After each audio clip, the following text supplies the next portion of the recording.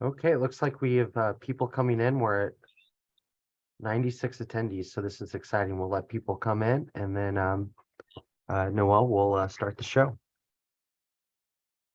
Do you want to go ahead and share the slides, Tommy? Sure. Thanks.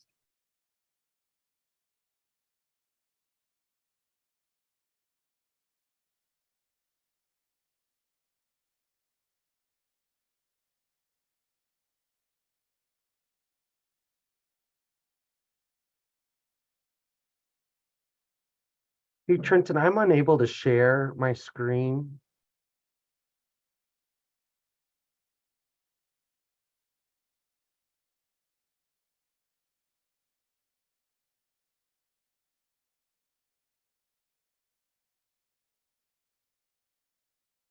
Are you able to now? Yes, thank you. Oh, sorry about that. All good.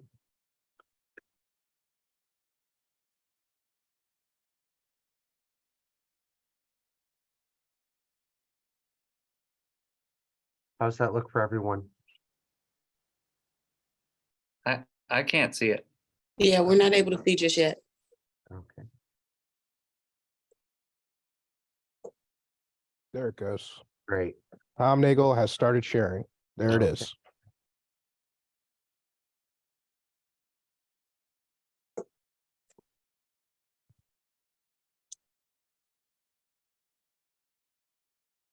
Great.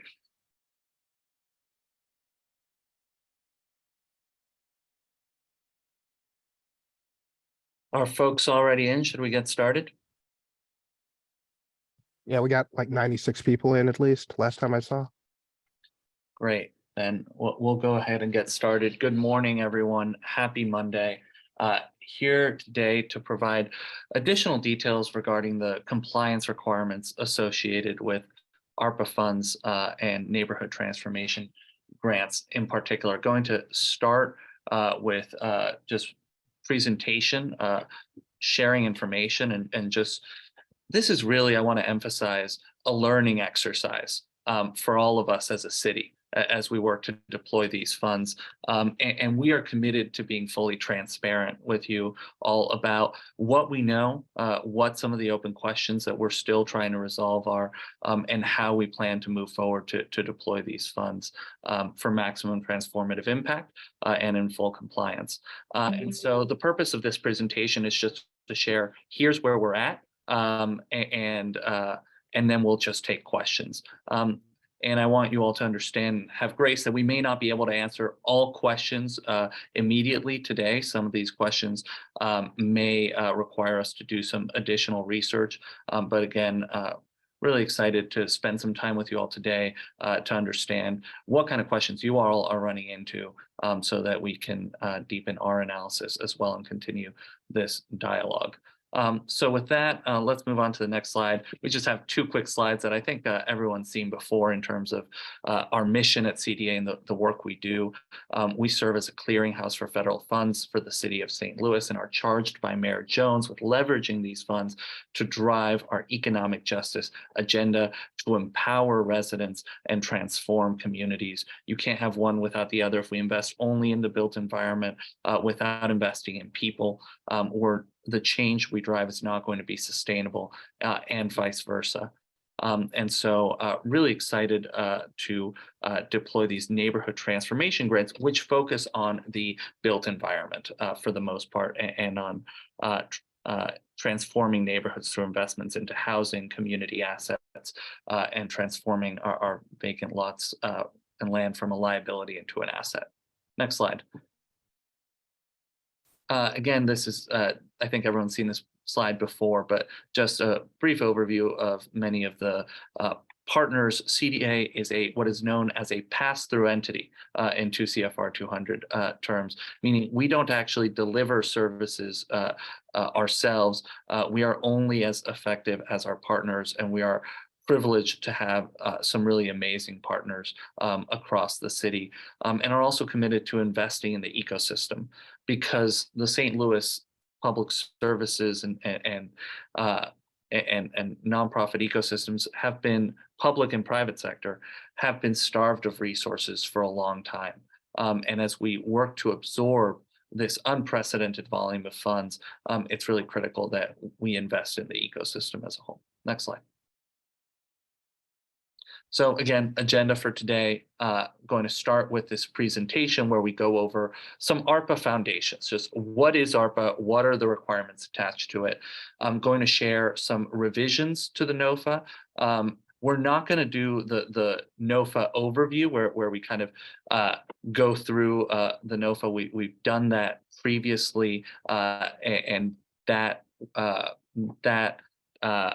public meeting is available on YouTube, so encourage folks to review it there if necessary, but we just unfortunately have a lot to get through and do want to make a lot of time for questions. So we're just going to flag here some revisions that we've made, FAQs that we've released, and then just today, this morning, we released our application checklist, which is just a checklist of all the required elements that you need to apply.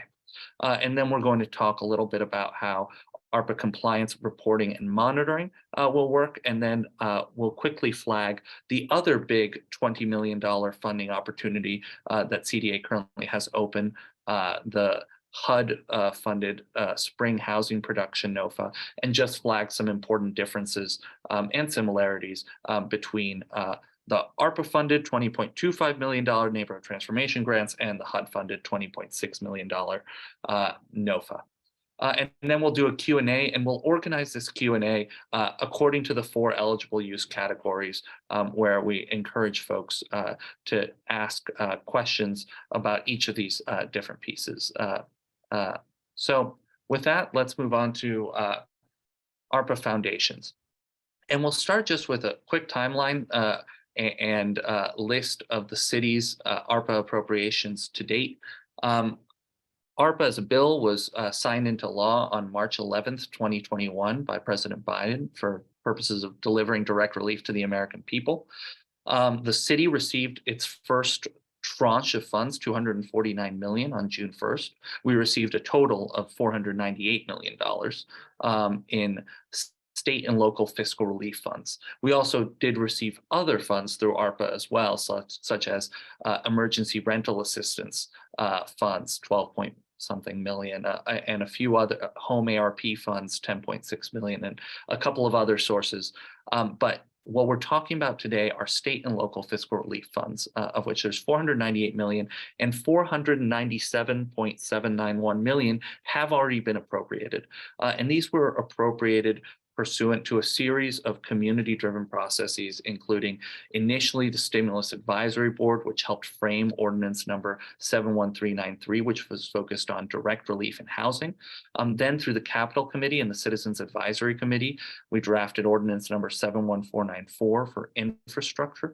And then the mayor's office did a round of engagement, including an ARPA needs survey, 5 roundtables, and 2 town halls, which informed a series of subsequent appropriations for economic relief, for bonuses for city employees in the FY22 and 23 budget, as well as $2 million for affordable housing and $5 million for building stabilization, private building stabilization in the building division. An appropriation for reproductive justice and COVID relief, an appropriation for community violence intervention and investments into youth, an appropriation for arts, and then 3 large appropriations for respectively household assistance, economic justice, and infrastructure. Next slide. And of these $497 million in appropriated funds, a total of $178 million has been appropriated to the Community Development Administration to drive economic justice. And these appropriations are listed in the table to the right, and they're really driven again by the ARPA needs survey that the mayor's office conducted, which really showed overwhelming support for neighborhood transformation as the #1 priority, and the Economic Justice Action Plan, which calls for investments into such neighborhood transformation to be paired with investments into people and resources. Next slide. Oh, actually, stay on this slide for a moment. I'll just flag that what we're talking about with neighborhood transformation grants includes $6.75 million of affordable housing production and preservation funds, as well as $5 million home repair funds, as well as $4.5 million of proactive development funds, and $4.5 million of neighborhood beautification and capacity building funds. Next slide. So American Rescue Plan Act, state and local fiscal relief funds, it's Title M of the bill, and encourage folks to review it. But essentially, the state and local fiscal relief fund program included $45.57 billion for cities, and these were allocated pursuant to a HUD formula rooted in the percentage of low to moderate income individuals in a city. And so the city of St. Louis, like many other cities like Detroit, Baltimore, others, received a very significant allocation. The American Rescue Plan Act sets forth 4 eligible uses for these funds: responding to the negative health and economic impacts of COVID, premium pay for essential workers, revenue replacement, which must be spent on government services, and infrastructure, with a particular emphasis on water, sewer, and broadband. And you saw how we've allocated funds to each of these uses in the city thus far. However, with certain very limited exceptions, almost all of the funds at CDA, at the Community Development Administration, are set aside to respond to the negative health and economic impacts of COVID, and really in particular, the negative economic impacts of COVID. And that's because, as I mentioned, revenue replacement funds need to be spent on government services, which is typically interpreted to mean operational services. And so when we allocate these funds to nonprofit partners, they, by definition, don't become government services in that same way.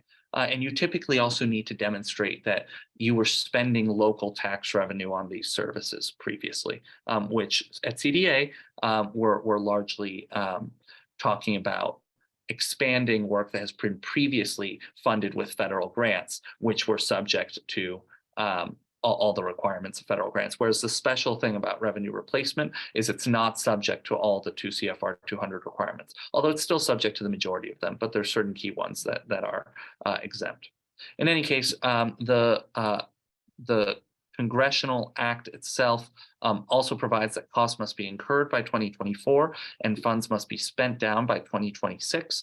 We'll talk a little bit more about what costs incurred means in the next slide.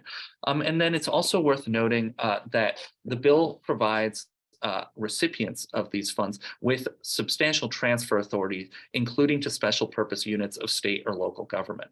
So one of the questions that we've gotten with respect to this funding opportunity is whether public entities can apply. And the answer is that there's really a separate process for public entities in general, which is that we don't have to go through the whole NOFA. We are empowered to transfer funds for specific purposes. So for any public entities, special purpose units of state or local government watching, please feel free to reach out to us and to have that conversation. Next slide.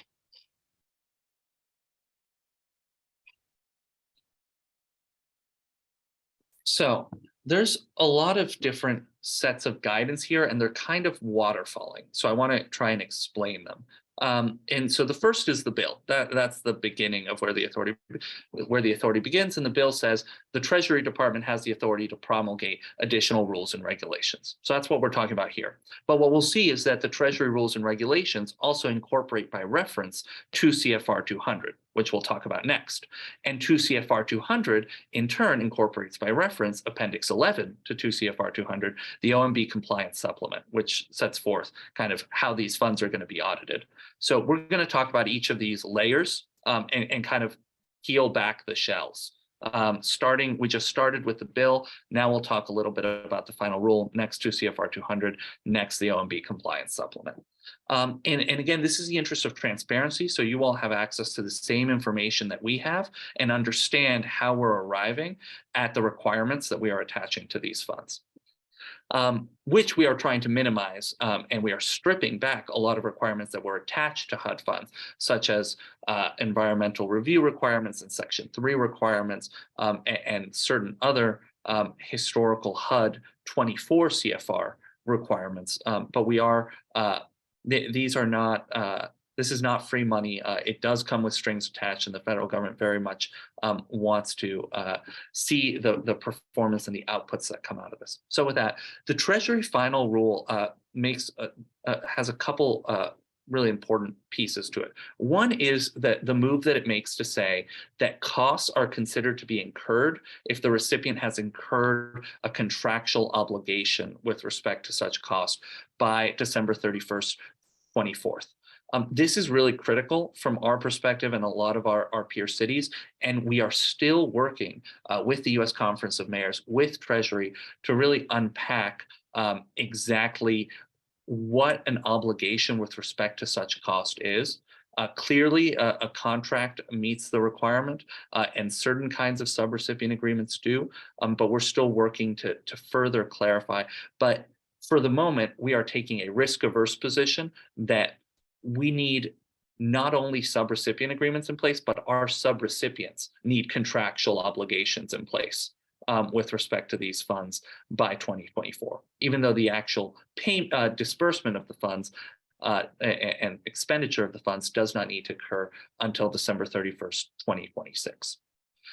The final rule also creates these categories of presumptively impacted and disproportionately impacted classes and enumerated eligible uses. And essentially what it provides is that households, small businesses, and nonprofits in qualified census tracts are disproportionately impacted classes which can be beneficiaries of SLRF funds. But the wrinkle and the challenge here is that they can only be beneficiaries insofar as the benefit that they receive is reasonably proportional to the harm that they experienced. And that reasonably proportional, again, is a key piece of ambiguity that we are still sorting through and trying to determine, because elsewhere in the final rule, it talks about how one guide for reasonably proportional is what is the maximum amount that the federal government awarded to beneficiaries. And it points to essentially the big check, the basic income checks that the federal government sent out and other forms of beneficiary programs. And that's really guiding us in terms of as we work to set a threshold, which we have not done as of yet, but we'll do in the coming weeks and months, where we essentially set a cap and say no beneficiary can receive more than X dollars in ARPA funds. Once you cross that threshold, you automatically become a subrecipient. And there's one more piece of history that I'll touch on there that's also relevant in a moment. Then, so you've got these presumptively impacted and disproportionately impacted classes. But then there's these enumerated eligible uses, 35.6 subsection 3. And what is provided there is just a long array of investments that are eligible and that include investments into affordable housing, include investments into vacant properties, include childcare facilities, schools, hospitals, other projects consistent with final rule requirements. And that's really a key piece of the final rule and something I encourage everyone to review as you're putting together your application to ensure that what you're proposing is in fact eligible. And then another important wrinkle is that if you're proposing more than $1 million in capital expenditures, then you do need to include a capital expenditure justification. And I say you, in fact, the city needs to document and file a capital expenditure justification, but we will look to our partners to put those together. And other key documents here that encourage applicants to at least review are the SLRF final rule overview and the SLRF FAQ, both of which really, the final rule overview is kind of a lay version of the final rule and is much more accessible and highly recommended. And the FAQ is really relevant as we try to dig into some of the ambiguities which the final rule leaves open. Next, another really key document is the SLRF compliance and reporting guidance. And this is really what our monitors will be turning to regularly as we start reviewing these and contracting and ultimately reporting, because what it includes is the expenditure categories and the key performance indicators that go with each expenditure category that Treasury Department wants us to report on. So as you apply, we've got the enumerated eligible uses, but those are really codified in the compliance and reporting guidance. And then the other thing that the compliance and reporting guidance is, it tells us we have to make quarterly reports, as well as, and the slide should say this, annual performance and evaluation reports. And then another really key document, especially for neighborhood transformation grants, because we're talking about investing into affordable housing, is the SLURF Affordable Housing How-To Guide. And it essentially says two big things. One is that HUD programmatic requirements function as a safe harbor.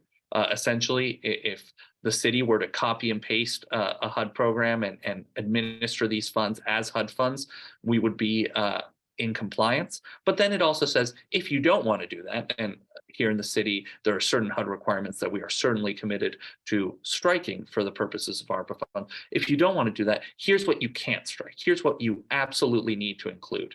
And that is 1, income restrictions, 2, long-term affordability covenants, 3, tenant protections, and 4, quality standards. Next slide. So again, peeling back the shell, we now turn to 2 CFR 200, which is again incorporated by reference into the Treasury final rule.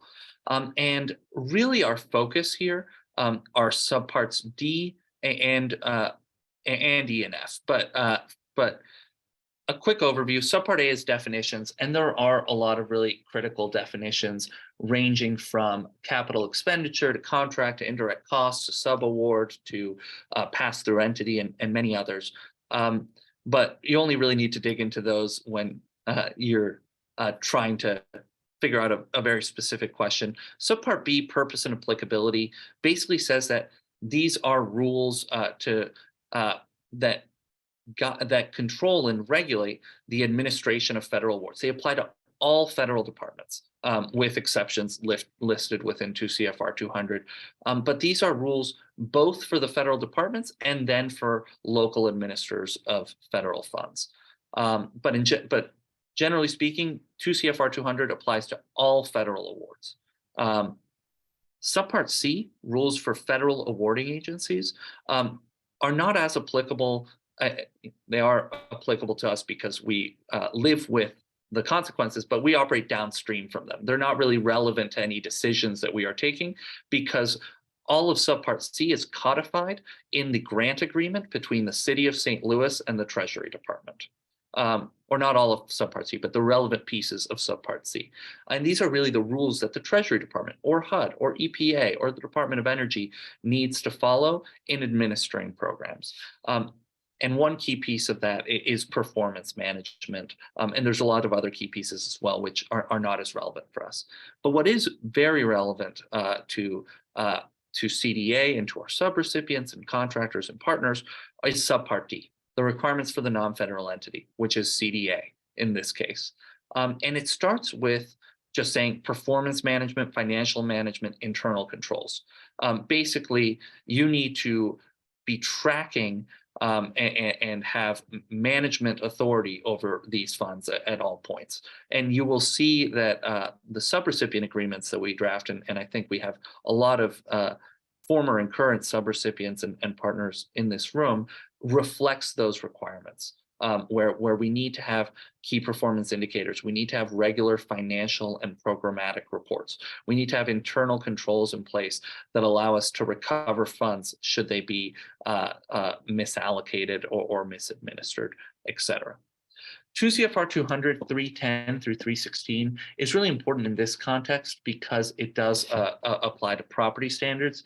And 316 is a especially key one because it essentially says that there needs to be deeds of trust associated with any federal awards invested into property. And that's obviously relevant for both housing as well as the proactive development of community assets. 2 CFR 200, 317 through 327 is really critical, not for not for subrecipients, but for contractors. Or actually, it's also, excuse me, it is relevant for subrecipients seeking to procure contractors. But the key thing to bear in mind is that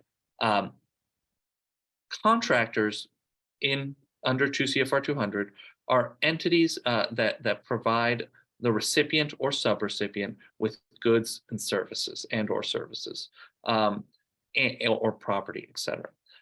And these must be procured open and competitively. And then there are formal and informal procurement processes.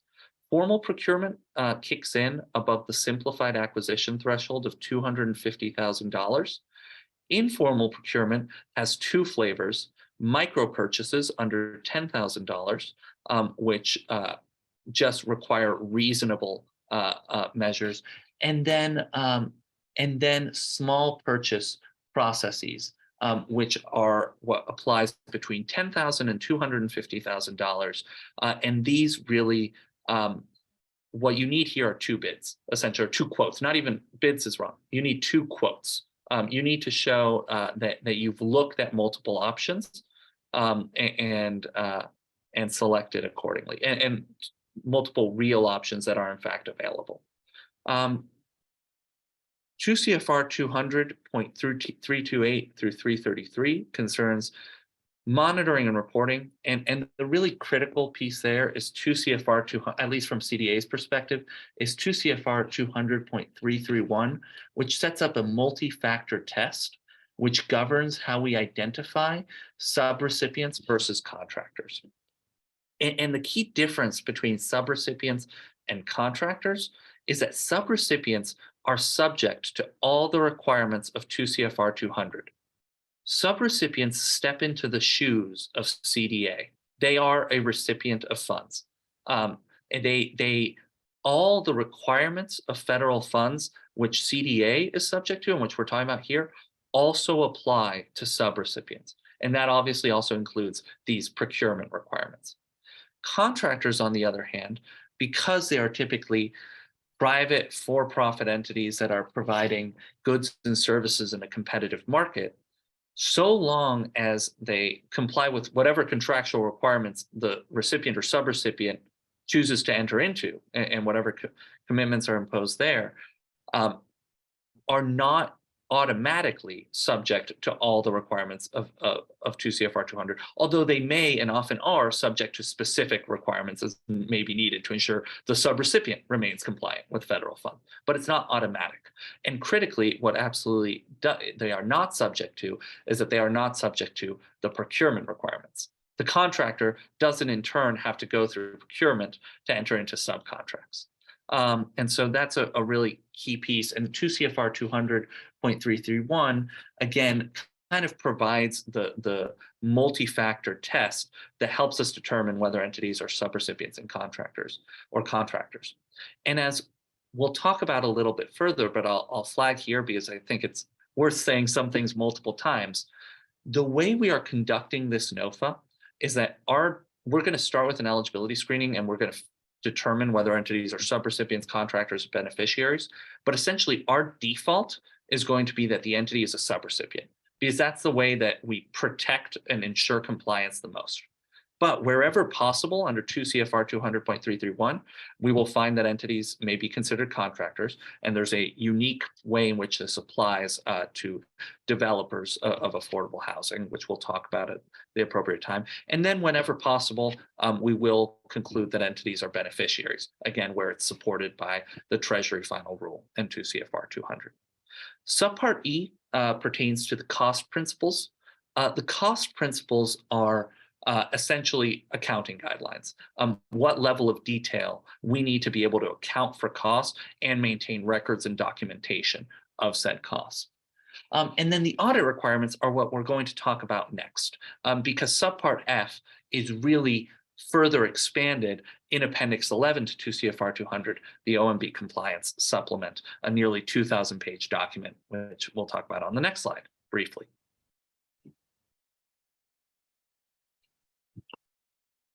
So it's a 2,000-page document, but almost none of it is relevant to us. So how to read it.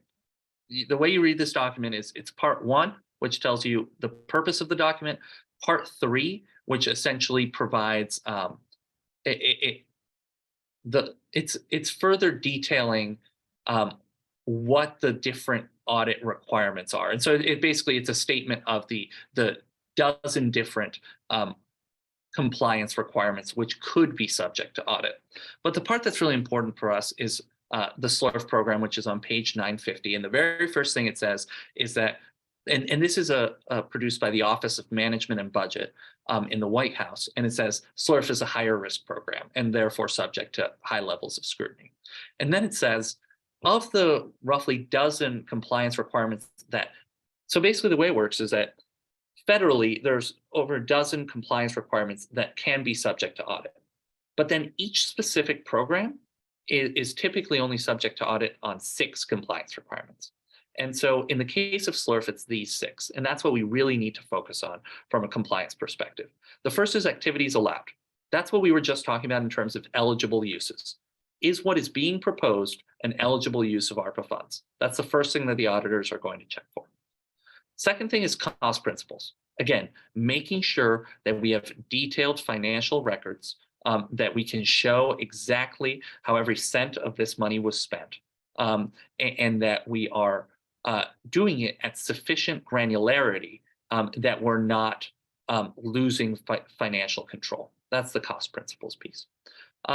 Period of performance is making sure that funds have been contractually obligated and spent in a timely manner. Procurement, we just talked about. Any contractual services or goods need to be procured openly and competitively through either informal or formal procurement processes. Reporting, which we'll talk about more shortly, but it involves both the quarterly and annual reports that CDA and the city owe to Treasury, and also the financial and programmatic and annual reports that we will be collecting from subrecipients. And then subrecipient monitoring, which is that CDA, as the pass-through entity, as the non-federal entity, needs to actually go out to subrecipients and visit with them, and the way we'll do this is a technical assistance visit, a monitoring visit, and then on the back, and that's during the life of the program. And then on the back end, once the funds have been spent, we'll do a fiscal monitoring visit as well. So that's at a very high level, the kind of key compliance elements that the city and CDA need to deliver in order to ensure we're not paying back funds. Next slide.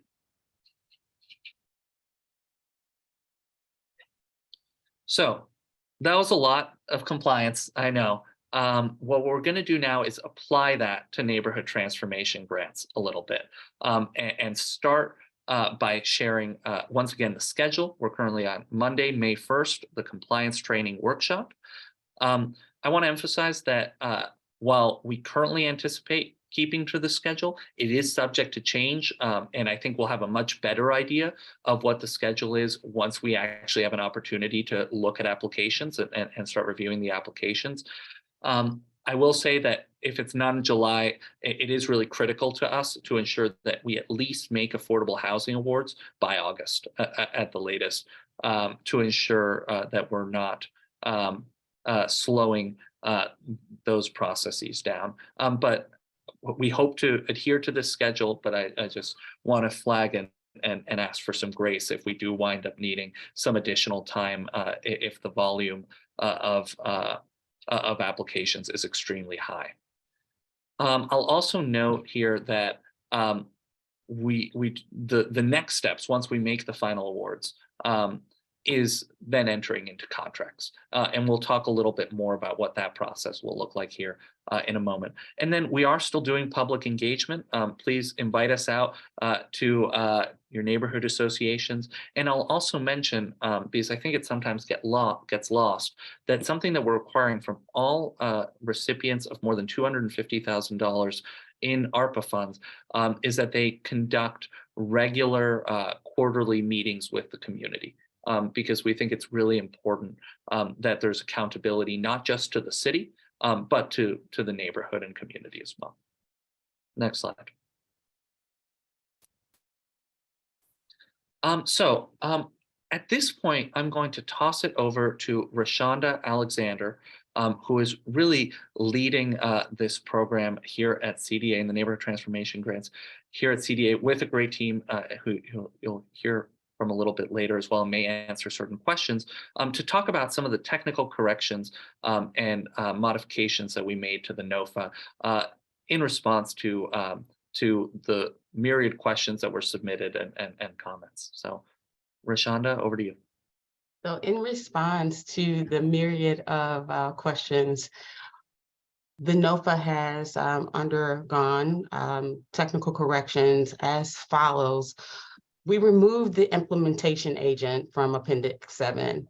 We did understand that the level of confusion it caused and removed it. So that's in response. So thank you first for your questions, and thank you for your engagement to help sharpen CDA as we work through this new uncharted territory. We do appreciate it. We also removed in section 5 that an email with an attached copy of the application and revised that to an email with an attached copy of the application and required supplemental documentation in a searchable PDF format because of your responses. Other modifications included, we updated section 8 to reflect the additional appendices and requirements, added bonus points to eligible uses 1, 3, and 4, definitions to appendix 14, and added appendixes 15 through 18 and removed the operating agency budget requirement. That was $500,000 so that we could have a wider range and in response to your questions and feedback. The last technical correction was we updated the City of St. Louis living wage ordinance from the year of 2022 to 2020, and then added a list of CDA-owned properties eligible for development by way of an Excel spreadsheet. Next slide. So we received a lot of frequently asked questions. In general, eligible applicants are nonprofits, and that's just overarching for the entire NOFA. But depending on the eligible use, the eligible applicant can change. So home repair, for example, in addition to being a nonprofit, as an eligible applicant, you can also be a contractor, proving to us and demonstrating that you have had at least 10 home repairs in the past 3 years. For housing production, a nonprofit as well, but you can also be a public entity or a small developer with less than $2 million in annual revenue. Proactive development is the same, a nonprofit. And then for neighborhood beautification and capacity building, nonprofits are eligible applicants. But if we were to just kind of zoom back out to home repair and our eligible uses. So the Treasury in the final rule identifies assistance to households and individuals, including home repairs and weatherization, as an enumerated eligible use. This is what you want to refer to for the NOFA so that we are in compliance. It also, it being the Treasury, provided that development, repair, and operation of affordable housing and services or programs to increase long-term housing security would be eligible uses of ARPA funds. Let me see here. I guess we can go on to the next slide. Oh, no, we can't, because for our geography and land use, the entire city of St. Louis in qualified census tracts, those are QCTs for the year of 2023, and with the economic justice index score of 40.6 or higher is an eligible geography for this NOFA. Reporting and compliance, if I talked about it, we will be here for the remainder of the day and into tomorrow. But we will be sure to give you all of the documentation you need so that CDA and our subrecipients, contractors, and our beneficiaries, depending on how you are identified, we are in compliance with the federal government. Next slide, please. This came a lot. What is the application? So the application basically is Appendix 7. And every respondent, our partner, must complete the application that is Appendix 7. That is also where we remove the implementation agent, just to circle back to one of the modifications. There are, we already know our NOFA categories are housing production at 6.75 million, proactive development at 4, home repair at 5 million, and neighborhood beautification at 4.5. And let's just really focus on that. Each proposal requires supporting documentation from that NOFA section. And each organization listed in the proposal is required, again, to complete the cover page. And that's because we strongly encourage teams. And in that cover page, it's identifying your organization, it's identifying your target geography, it's identifying the budget, and it's tying all of the partners together so that we can package them accordingly when it's time for scoring. Okay. Next slide. Teams are strongly encouraged. What are teams? Teams are coalitions of applicants and partners that serve the same target geography. This grant was intentionally called Neighborhood Transformation Grants because we want to isolate the work in neighborhoods so that it is not disjointed. And this is our effort to do that. So that's why we want a coalition of applicants that are in the same target geography. Applicants are entities proposing to administer ARPA funds. And therefore, I feel like I'm saying the same thing again, but they must fill out the application.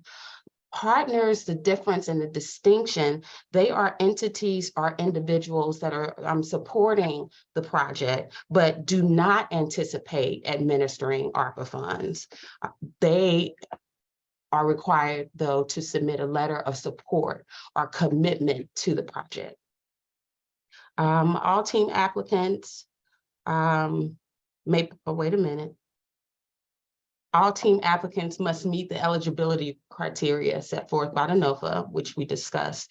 And teams may partner with ineligible entities, but ineligible entities cannot apply directly to the NOFA. All right. We break down again that an applicant is considered a respondent, that these are entities applying for the ARPA funds from CDA. All fiscal agents and our implementation leads must be eligible to apply under the terms of the NOFA. And this is a point we really want to drive home, is that fiscal agents will typically also serve as an implementation lead. Okay. However, some eligible and interested applicants may not have the fiscal capacity to apply. And in this case, they apply with an eligible fiscal agent. Okay. And then just driving again, that partners are entities which support the proposal but are not eligible. So we're hoping in this slide, it's very clear who are eligible and who are not eligible applicants for the NOFA. And you can also, of course, refer to the NOFA again, specifically starting at, I believe, page 11 or 12, talks about eligible respondents. Next slide, please.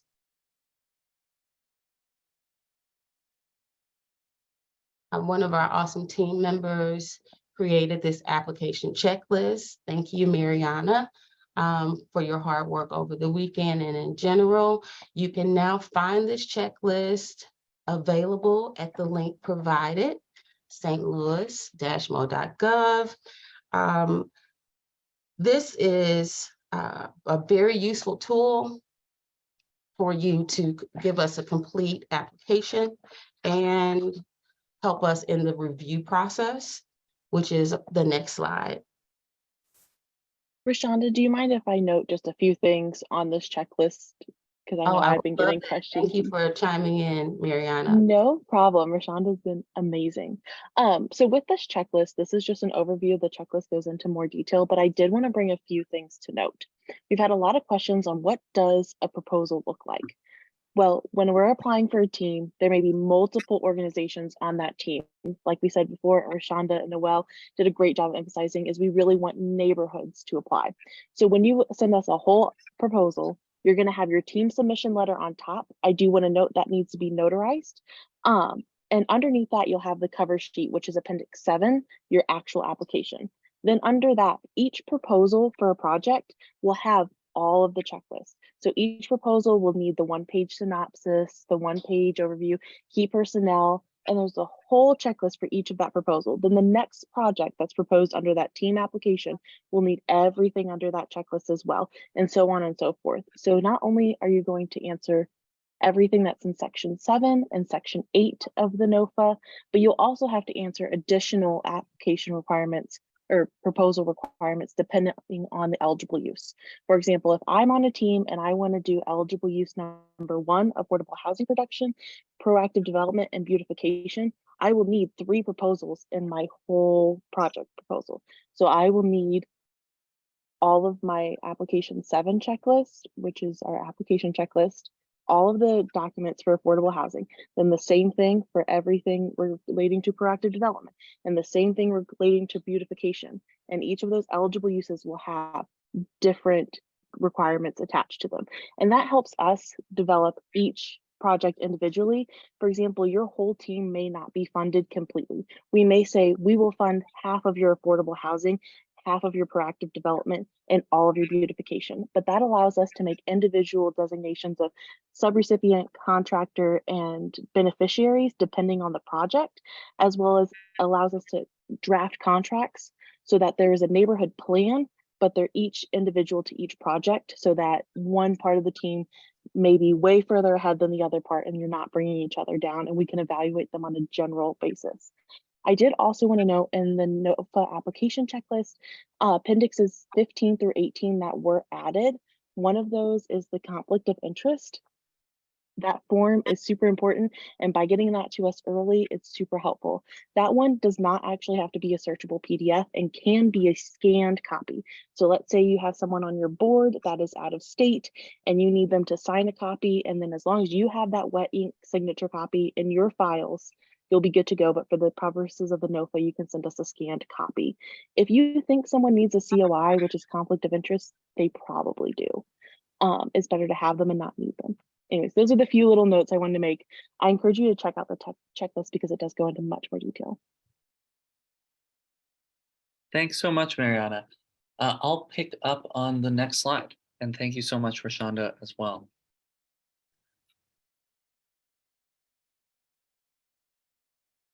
So essentially, the next slide, I'll just start it now, talks about the application and review process. And it really builds off of what Rashonda and Mariana were just talking about, because the very first thing that we're going to do is conduct an eligibility screening. And in that process, we're essentially going to create a big table where we break down every team and every project.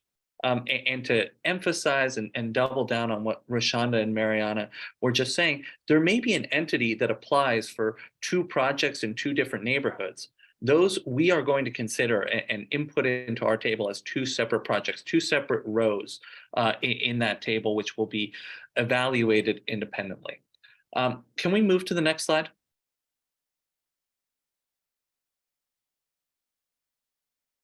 Okay, I see that Tommy has been distracted here. If we can move to the next slide, I'm sure it's something pressing and important. There we go. So, so in any case, we're going to create this table.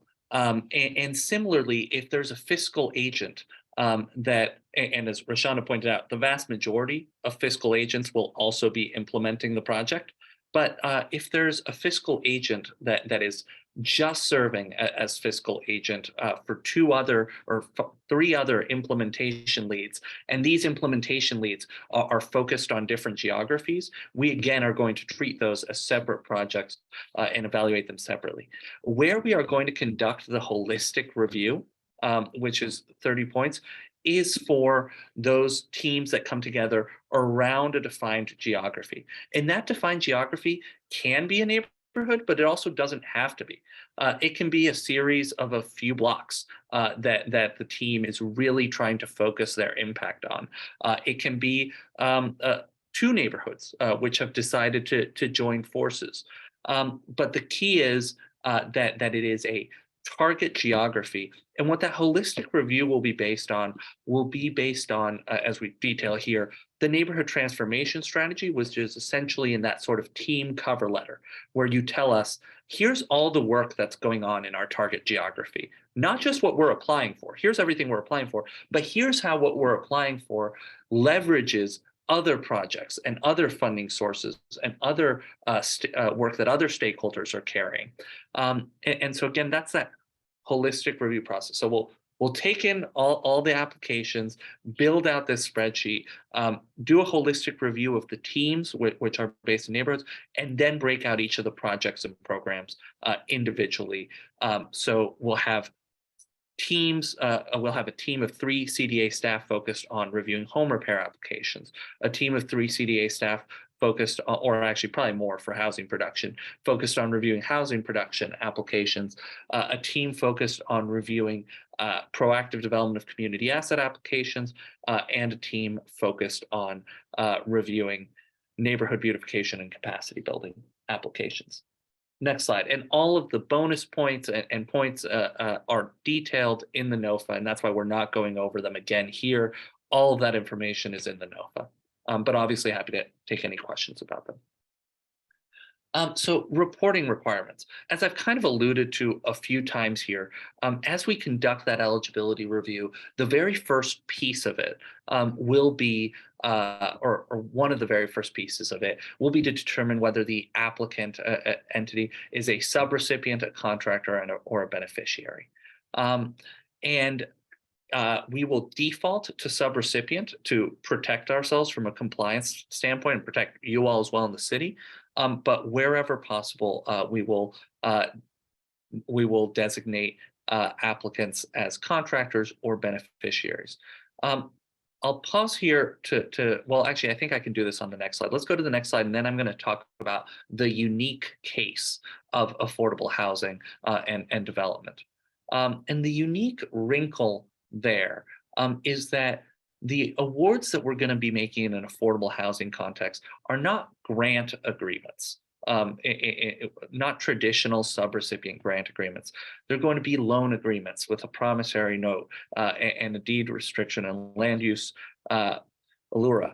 They're going to be loan agreements. And so the way that HUD tells us we should do this is 24 CFR has an additional category for affordable housing developers, which is between subrecipients and contractors. And basically what it says is affordable housing developers are not subrecipients. They are not subject to the procurement requirements of 2 CFR 200, because it would be very challenging to build affordable housing and have to procure every single piece of the project. And so instead, what HUD provides is this, again, intermediate category between subrecipient and contractor for affordable housing developers, which aren't subject to the procurement requirements of 2 CFR 200, but are subject to all the affordability and income and tenant protections and quality standards requirements of 24 CFR. And so that's a wrinkle that we are trying to figure out, along with many other cities, how we can apply that in a SLURF context, because the SLURF final rule only distinguishes between subrecipients, contractors, and beneficiaries. And so our current plan is to really consider these loan agreements with with contractors in all likelihood, developers who are nonetheless tied to all the eligible use and the substantive compliance requirements of ARPA, but not the procurement requirements, because we understand that this would really be challenging from an implementation perspective. And here, this slide was presented at the previous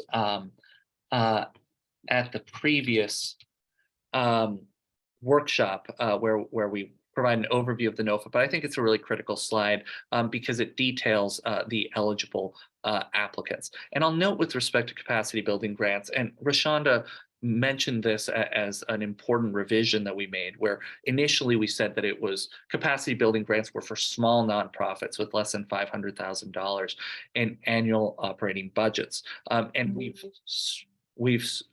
stricken that requirement here. The reason for that is because if you look at the appropriating ordinance passed by the Board of Aldermen, where we are funding the capacity building grants from, it really explicitly says the line item is neighborhood beautification and CDC capacity building and neighborhood capacity building. And so because CDCs are explicitly called out in the appropriation, and because we received a comment that said, hey, the vast majority of CDCs are not eligible to apply under the current rules, that's why we went ahead and made that technical revision, because it really helps further the original legislative intent. And so we very much appreciate that comment. And at the same time, we have retained 5 bonus points for smaller organizations with less than $500,000 in an annual operating budget, because we also remain convinced that we need to prioritize capacity building for these smaller entities. Let's move on to the next slide. This slide talks about the different types of agreements that we're going to enter into. And we're essentially going to enter into separate agreements for each project. Even if you apply as a team, we're not going to enter into a single agreement with that team. That would become unbelievably complex from a compliance standpoint.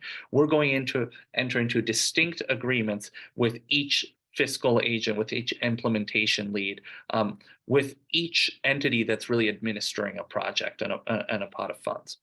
So what kind of agreements are they going to be? As I mentioned previously, from the Affordable Housing Production Preservation, it's going to be a kind of network of agreements, including a loan agreement that is the equivalent of the grant agreement that sets forth all the compliance requirements, the promissory note that actually represents the loan instrument, a deed of trust, and a land use restriction agreement for long-term affordability.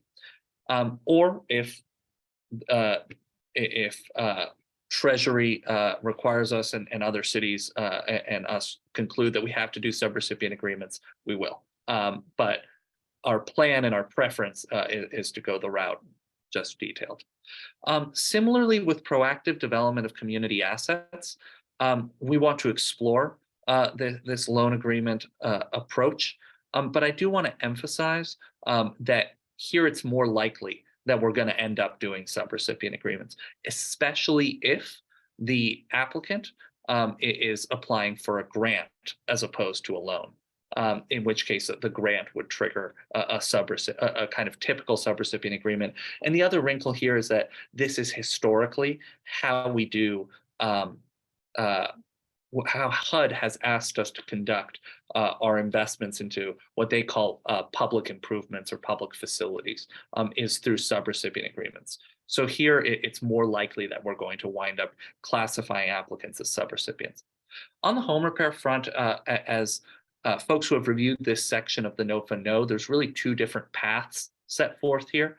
And our preference here is to enter into task order per unit master contracts with contractors who can commit to doing, say, 50 roof replacements a year or 30 collapse sewer lateral or water line replacements a year. And these are going to be very traditional contracts, not subrecipient agreements. However, and that's going to be with for-profit large contractors. However, we also know that there may be, or believe that there may be nonprofits interested in applying for funding for their own home repair program, in which they are conducting their own intake and in which they are then bidding out the homes to contractors.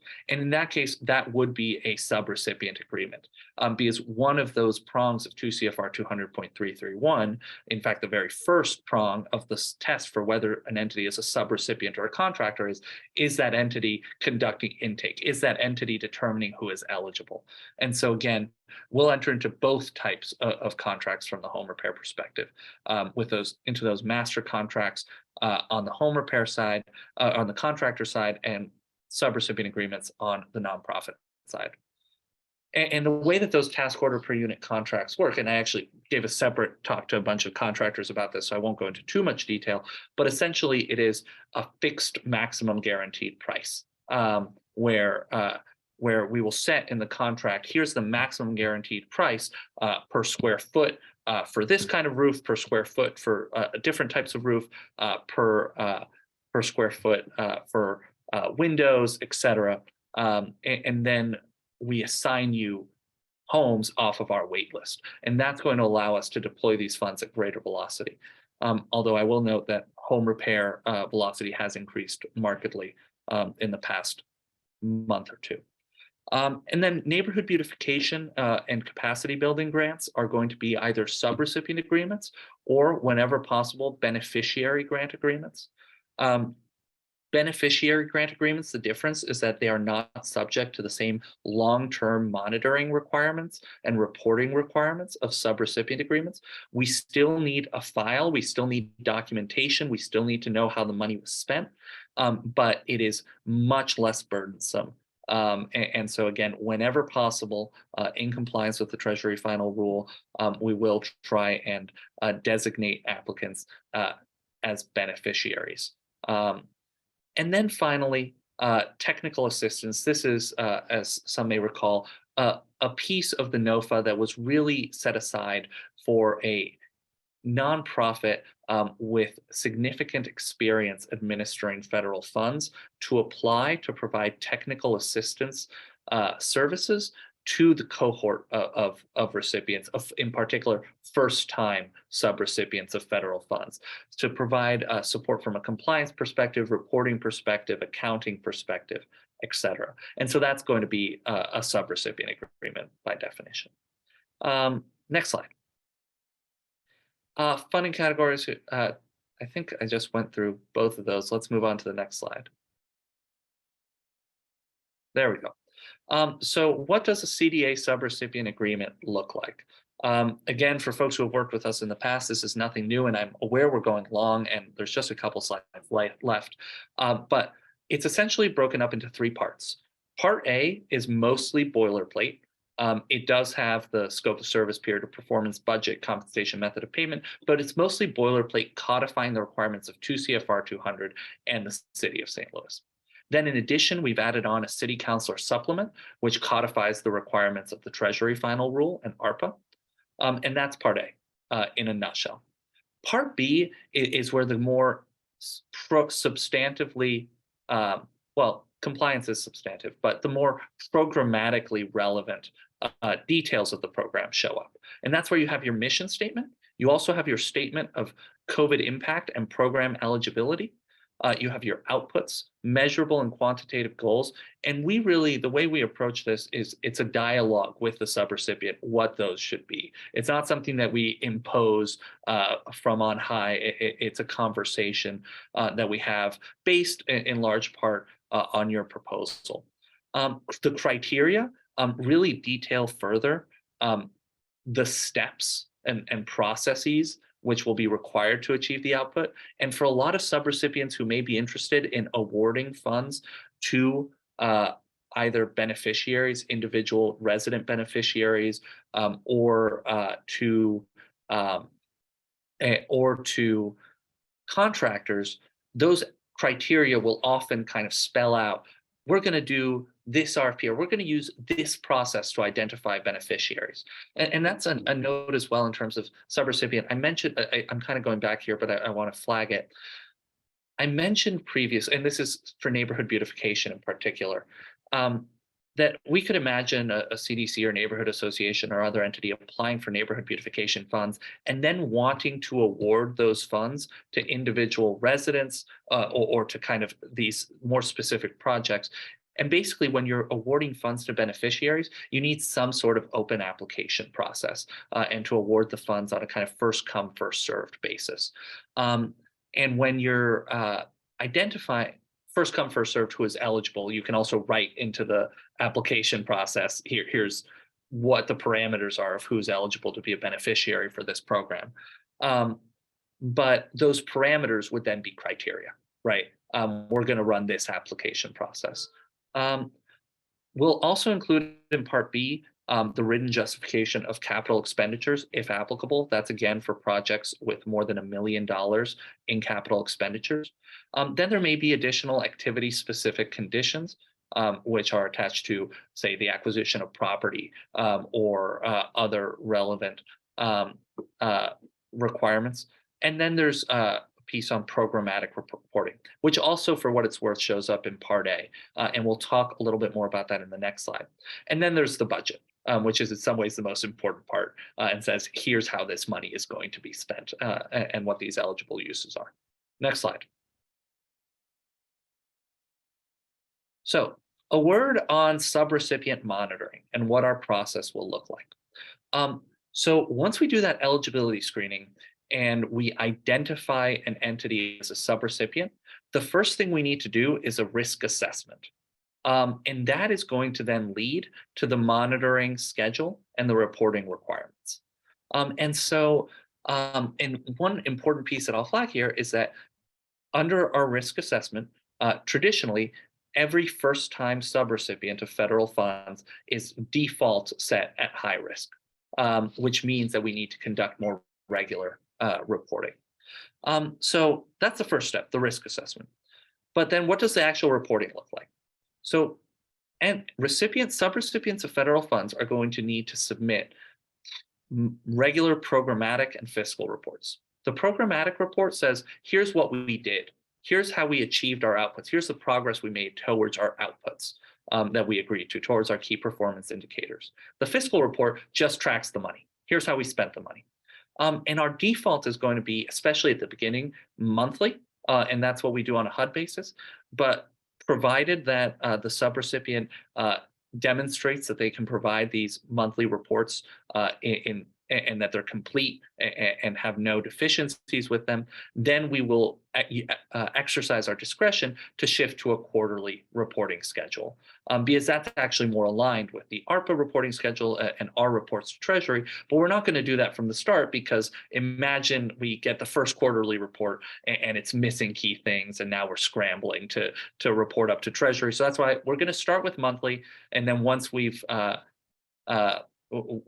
comfortable that we're receiving all the information that we need on a monthly basis, we'll move to quarterly. And then the other key piece is that the subrecipients will file reimbursement requests, or again, at CDA discretion, and frankly, at comptroller discretion, because we're going to take these requests for advance payment to the comptroller for discussion. We will consider advance pay requests as well. And the only difference between the reimbursement requests and the advance pay requests is in the reimbursement request, you tell us how you spent the money, and we make sure that it's an eligible use. In the advance pay request, on your first advance pay request, you just tell us how you plan to spend the money and how you commit to spending the money, and we make sure it's eligible uses. But then on your second advance pay request, the subrecipient will provide all the information that would typically go in a reimbursement request, documenting how they spent those funds, as well as here's how we plan to spend the next tranche of funds. And then in addition to this, we also require annual performance reports. And then we will also conduct, at least once during the period of performance of the grant, a technical assistance and monitoring visit.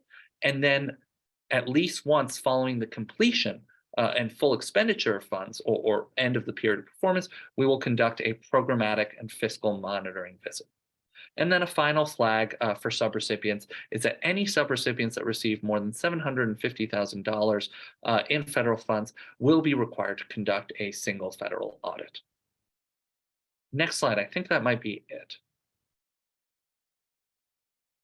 Oh, yeah. So differences between neighborhood transformation grants and the housing NOFA, because this is another question we've gotten. Should I apply for the ARPA funds or the HUD funds? When in doubt, apply for both and let us kind of look at the applications for both of them and figure out what's the best fit for each grant. I'll say as a general principle, some of the key differences are that whereas the ARPA funds are really focused on qualified census tracts and economic justice index areas, the HUD funds are available citywide. So if you have a project that is outside of the footprint of ARPA funds, you'll need to apply for the HUD funds. Another key difference is that whereas the ARPA funds are for this wide array of uses, neighborhood capacity building, beautification, community development, proactive development of community assets, the HUD funds are solely for affordable and permanent supportive housing, as well as a little bit for supportive services and rental assistance associated with that housing. Another key difference is that the HUD funds are tied to environmental review, Davis-Bacon, and Section 3 requirements in a way that the ARPA funds are not. And that means that when we receive a project that has other HUD funds attached to it, or say a LIHTC project, a low-income housing tax credit project that is also subject to these requirements, we are more likely to fund it under the HUD housing production NOFA than under the ARPA grants, because this project would already be subject to these additional requirements. Another key difference, or actually rather a unique aspect, or let me do the key difference first, then the unique. Another key difference is that whereas only small for-profit developers are eligible to apply for ARPA funds, and that's for-profit developers or contract developers with less than $2 million in kind of annual operating revenue. For the HUD housing production NOFA, all developers are eligible to apply. And then another really unique aspect of the HUD housing production NOFA is that for the first time in a long time, we are making funds available for all vacant properties in the city of St. Louis, whether they're privately or publicly owned, because the city has about 10,000 vacant properties, and typically we attach this NOFA to LRA and CDA owned properties, and this time we're expanding it because of those 10,000 properties, LRA and CDA only own a little over 1,000 of them, and frankly, they're some of the ones which are in the worst shape in our inventory, and so we really want to prioritize deploying these funds for maximum impact by attaching them to some privately owned, potentially, and it'll be a mix, obviously, but to some privately owned vacant properties that don't have as much work needed. But again, when in doubt, apply to both. Next slide. I think we're now transitioning to Q&A. I'm sorry that we went a little long there, but we still have another 40 minutes available for Q&A. So with that, I'll toss it to Tommy to facilitate this. And we're going to break the Q&A out into the 4 funding categories, and we're going to do just 10 minutes for each, and we're going to start with affordable housing. Tommy? Great. Yeah, as Noel said, we are going to break this up. So I've gone ahead and lowered, with all due respect to everyone's hand, so we can kind of just start fresh. So we'll go through all 4 of these categories, and we'll start with affordable housing. So if you have questions, I've lowered your hand, but we are ready to take those questions. So it looks like we'll start with Mike. And you can also put questions in the chat, and we'll just kind of go back and forth. So I've unmuted Mike, and go ahead and ask your question. On the CDA website, you've published a list of about 147 addresses you call CDA properties. Are those the only 147 CDA properties we're allowed to apply for, or can we apply for any LRA property that's otherwise in the specific census tracts?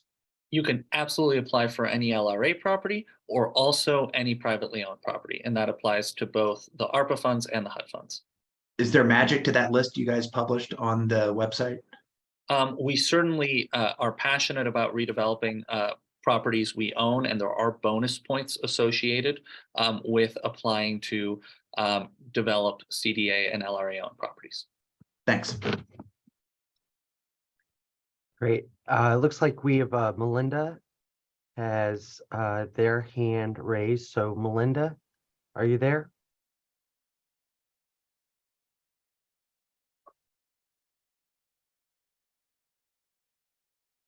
Melinda?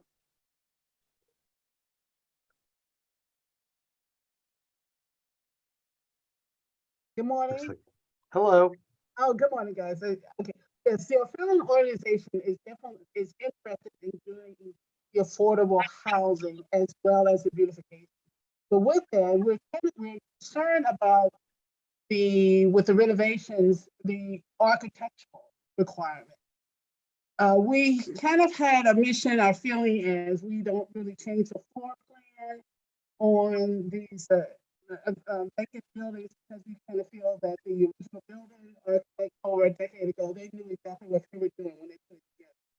So yes, is it just really mandatory to have an architectural drawing? Because again, that in itself kind of, we believe, I'm feeling, will that hold up the approval or, on getting funded for the affordable housing portion of the application? Yeah. Yeah, it's a great question. You are not required to have architectural drawings in order to apply or be selected to receive affordable housing funds. However, we will require those drawings before entering into a contract for the affordable housing funds. However, we may consider kind of pre-development awards, in which case we would need to split the award into two separate contracts. But those are, but an alternative to that would also be to simply treat the architectural drawings as a reimbursable expense. So it would really be a conversation that we have with entities after we've awarded the funds and how best to support those pre-development costs, whether the entity can take out a bridge loan and then be reimbursed on the back end, or whether we enter into two separate contracts, one for pre-development and one for construction. But either way, you are not required to have architectural drawings in order to apply, but you will be required to have them before we enter into a construction contract. Okay. Okay. Well, those architectural drawings, they are very expensive. They are very expensive. That will increase the total cost for the renovation. And yeah, and for example, a normal rehab on a 4-family converted to a 2-family, maybe 120, but with the architectural drawings, it could go up to 150. Will SLDC frown on that big, extra price? Yeah. To clarify, we are the Community Development Administration. I'm sorry, my bad. That's all good. We work with SLDC really closely and are deeply aligned with their work. But no, we would not frown on that because we do require architectural and construction drawings for our awards. Okay, thank you. Welcome. Okay, actually, let me add a wrinkle on this, addressing that question. And that's just to say that that's been CDA's historic practice because we've typically been doing gut rehabs or new construction. We have not done a significant amount of either deferred maintenance or smaller minor rehabs. And that's because historically, the cost of complying with environmental review Davis-Bacon Section 3 for these smaller $50,000, $100,000 projects, it really it becomes such a disproportionate fraction of the budget, right? Talk about adding costs. It could grow to 50% of more of the budget of such a small project. And so we've really done larger projects such as gut rehabs and new construction. So we haven't historically done these more minor rehab projects, and it's not obvious to me that we would require the architectural drawings for a very small minor rehab. But we'll also address that on a case-by-case basis as the housing team and our architectural manager and others review the proposal. But that's really a conversation to have after you've been awarded or an entity has been awarded funds. Great. So we have a lot of questions in the chat. So let's go to Denise. She'll do a live question and then we'll get to some of these chat questions. Denise, are you there? Yes, I am. Thank you for taking my question. Sure. I wanted to know if you already had a pre-existing LRA property that you're working on. You've already been granted, or you able to apply for those funds as well? Absolutely. We love pairing these. We would love to pair these funds with LRA property. And in fact, I will add that even if you do not currently have control of the LRA property, we encourage folks to apply to redevelop LRA property, and we will submit all such applications to LRA for their review, and will only award such applications contingent on LRA's approval. That's great. Also, one last question. If you said that if we're coming in as a community for the neighborhood beautification, that if and when the grant is awarded, it will be awarded to the individual projects? That's right, to the specific applicant. So say a team comes together and there is a CDC applying for affordable housing funds, a neighborhood association applying for beautification funds, and a early child care center applying to improve their facility, right? And they're all applying together and they're all focused on the same neighborhood or the same couple block radius, but we're ultimately going to enter into three separate, we're going to evaluate that team. Great. But we'll ultimately enter into three separate contracts with the CDC, Neighborhood Association, and early child care facility. Ms. Excellent, Chisholm? thank you. Ms. Chisholm, are you a nonprofit? I am. And I apologize because I have 3 different computers on my PC in the other room, my cell phone in another room. I'm on my laptop in the kitchen talking with the contractor who just arrived. So I apologize. That's why I keep muting, because I hear the feedback. I don't know if you guys do, and I didn't want to disturb. Yes, I am. Yes, I am a Rachel O'Neill House Incorporated Foundation. Yes, I am a nonprofit. Thank you. We're already doing things in the community, and I'm just ecstatic. It seemed like a answer prayer that we've been praying on a prayer. I can't wait to give a testimony about funds, because right now I've retired and everything is coming out of my pocket. And so, and then trying to get people into homes, get to restore the neighborhood and the community, and to give them a pathway to home ownership, especially families with children. So. Thank you, Ms. Chisholm. Great. Let's move on to some of the questions in the chat. This is an interesting one from staff. If an organization has an existing track record of applying for CDA funding and meeting all of the objectives and requirements, will they still have to do a risk assessment for this NOFA? Absolutely, it is a requirement. However, they would likely, given that track record, score low on a risk assessment, which would reduce some of the burden, at least from a monitoring visit perspective. Okay. And then this person asks, if you typically apply for grants with a partner to pay them for labor, for this NOFA, would they be considered a contractor?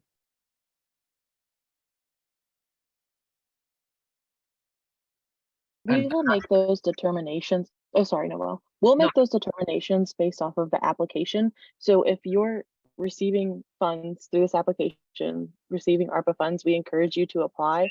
If you have an ineligible party looking to apply with you, we encourage you to submit their letter of support. But this NOFA is for eligible parties. If you are an eligible party, we encourage you to submit a full application, and we will make the determination on subrecipient, beneficiary, and contractor, depending on the applications we get. Sorry, I see a lot of questions in the chat asking that same thing over. And that's right. And I'll add to that. It really is a fact-specific question, which is difficult to answer in the abstract.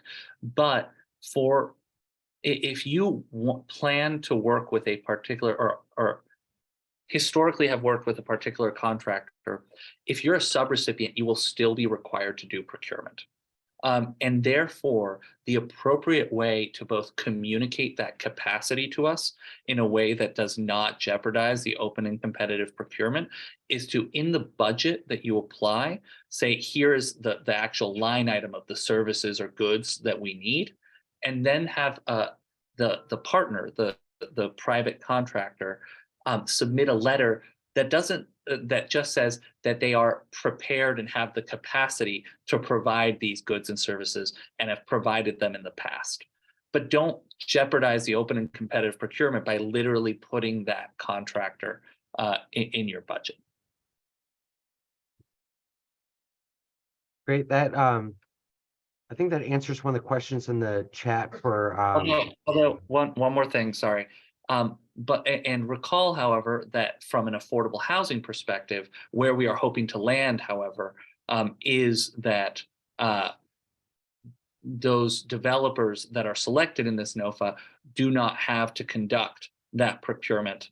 And so the policy there, it should be the policy that we currently use with our HUD housing production NOFA, where you do tell us, here's the contractor that here's our GC that we plan to work with, or contractors that we plan to work with.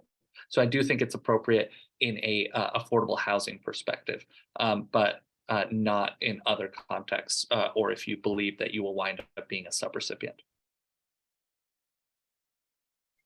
Great. And as there's, oh, here comes a hand raised. We do want to move on to the other categories. So let's, Roy has his, oh, went away. Okay. If anyone has questions about proactive development, go ahead and raise your hands so we can move on. Maureen has their hand raised. Maureen, are you there? I am. Can you hear me? Yes. Thank you. I have a couple of questions. One of them appears in the chat about 10 times. The corporate resolution is for the contract. Shouldn't that be submitted post-award? And similar question for the insurance. We can submit proof of insurance, but we wouldn't want to add additional insured, CDA as additional insured if we don't have a contract. Both of those were requested with the application. Similar question is on the UEI. Why is there no space on application on Appendix 7 to write that down? Because that would be the best place to put it. So those are my questions. Rashonda, I'll toss those to you. So yes, you can submit post-award for the corporate resolution, and also insurance listing as additional insured. We do understand. As it relates to Appendix 7, feel free to add it next to your organization's name. But feel free to add it. We will also update it and post it to the website as well. Thank you. And then one final question, I think it relates to what you were talking about, Noel, was quotes on the line item on the budget. So we can estimate our budget, put everything in the line item, and then get open quotes after the award. Is that correct? That's exactly right. Thank you. That was it. Thank you, everyone. Thank you. Let's go over to Amelia next. Amelia, can you hear us? Are you there? Yeah, can you hear me? Yes. Okay, I was just wondering if funds will be given to awardees up front or if they will be reimbursable over time. Our default will be to disperse these funds on a reimbursement basis, because this is how CDA and city government has historically administered federal funds. And when auditors come in, you want to show them those sorts of internal controls and default processes. However, it is also our intention to make these funds more accessible than federal funds historically have been. And that's why we will consider advance requests on a case-by-case basis. Okay, thank you. Great. Let's quickly jump back to the chat. There's a few people who've been waiting for a little bit. If you apply with a fiscal agent, does your fiscal agent have to be within the city of St. Louis? I want to say yes, but let's give it some thought and post it in an FAQ. Sure. I assume the project would be based in the city. Yes. And I think part of the question is the fiscal agent incurring any administrative fee for that service? If so, then no, they could not be outside the city of St. Louis, because these funds must all be spent in the city of St. Louis. So I think we would strongly advise for the fiscal agent to be within the city, but not going to. We'll research that further and post an update. No, I think that's a question that we need to get addressed with legal. Yeah. Great. And then this is a question about documentation. This NOVA asked for evidence the organization has taken to coordinate services and avoid duplication, a compliance plan with SLURF regulations, et cetera. What kind of documentation does that look like to demonstrate those different things listed in the NOFA? I'm not sure I see the question, was distracted halfway through it, but I will say that we are working on creating a SLURF policies and procedures manual internally here at CDA, and that we have internal controls in place in terms of the review process that each of these applications will go through and each of these contracts will go through, because we're not going to spend any funds without a full contract process that, in addition to CDA staff, also goes through the Board of Estimate and Apportionment, City Councilor's Office, Comptroller's Office, et cetera. And so we are confident we have those internal controls in place, but are codifying it all in a SLURF policies and procedures manual. Does that answer that question, Tommy, or did I miss a piece of it? I think can answer that question. Yeah. Oh, sorry. Go ahead. So yes, we are doing that internally at CDA. What we're requesting in the NOFA is part of section 7, which is, and under the checklist, it's under additional documents to include. When we say evidence of compliance plan, demonstrate the capacity to handle risk and liabilities, we want to know your internal policies and procedures that you have. So if you have like an employee handbook, this is how we handle the money, this is what we do, this is our fiscal capacity, this is how our processes that are set up in place. We want you to demonstrate that strong governance structure. We want you to demonstrate how you handle risk and liabilities and what that looks like. So we want you to show, like, here's our compliance plan with SLURF. This is who we have on retainer for legal if we have questions, or someone on our board if we have questions who we ask. Like, what is our plan to comply with SLURF? And we want you to provide us whatever documentation you have for that. Another thing I did want to note in that same section 7, where it says evidence that the organization has taken steps to coordinate services to avoid duplication and redundancy, we really do want to see proof that you are working with other organizations. We don't want to offer the same program in the same area, if that makes sense. So how are you working with community partners that are already doing the things? So I hope that helps answer those questions when it comes to that. Great. Let's work through these written questions in the chat, and then we'll get back to the raised hands. And just in the interest of time, if anyone has home repair questions as we work through these categories, go ahead and raise your hands now so we can get to those.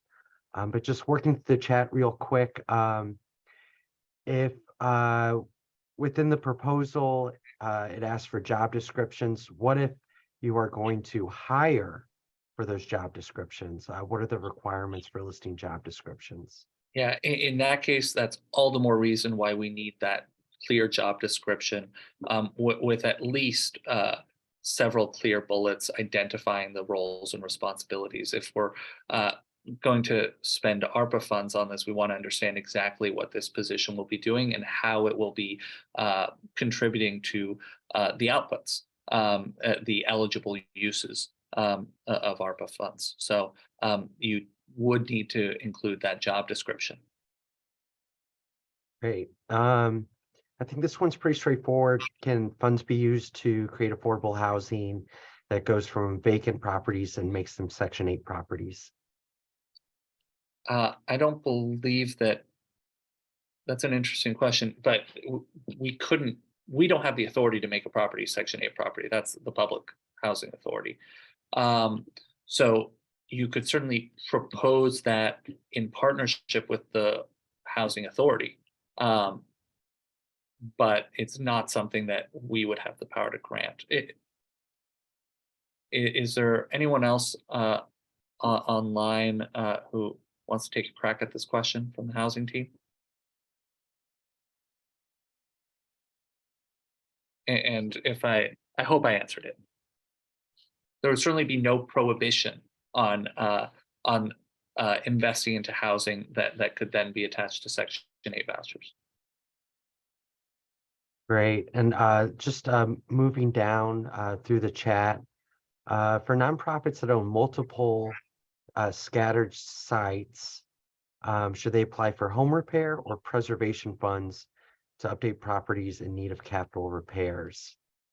Yeah, So I if think- we're talking about deferred maintenance and investing into properties in need of capital repairs, assuming that the units are currently vacant, then that would be an application for under eligible use category number 1, housing production and preservation. Great. Let's do one more chat, and then some people have had their hands raised for a little bit. This is pretty broad. Does the CDA or city in general expect to issue some further NOFAs with ARPA funds, or are we waiting for the Board of Aldermen or other legislation to create new opportunities?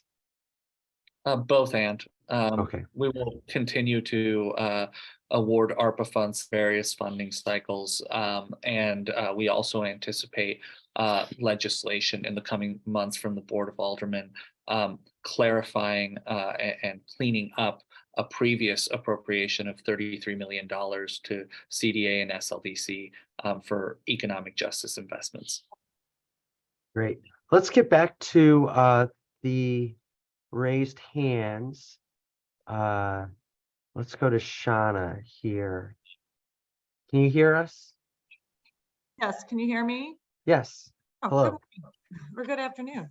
So so the reason why I asked my question is because we applied for affordable housing and we didn't fall under preservation. It was considered new construction cost, but all of our buildings are in service. They are not vacant, but they're needing capital repairs like roofs, foundation repairs, new ramps put in for ADA accessibility, things like that.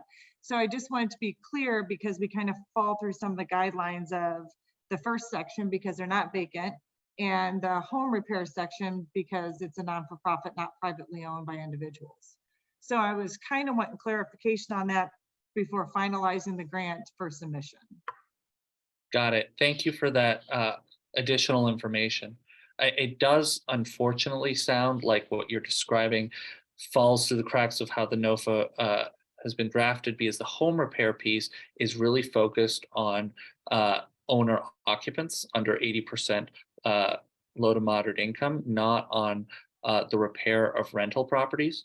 And the housing production is focused on turning around units that are presently vacant or new construction. So unfortunately, it doesn't sound like this NOFA, perhaps you could put it under community assets, actually. Proactive development of community assets includes housing as an eligible use. But I'll also add that we haven't fully programmed our home repair funds yet.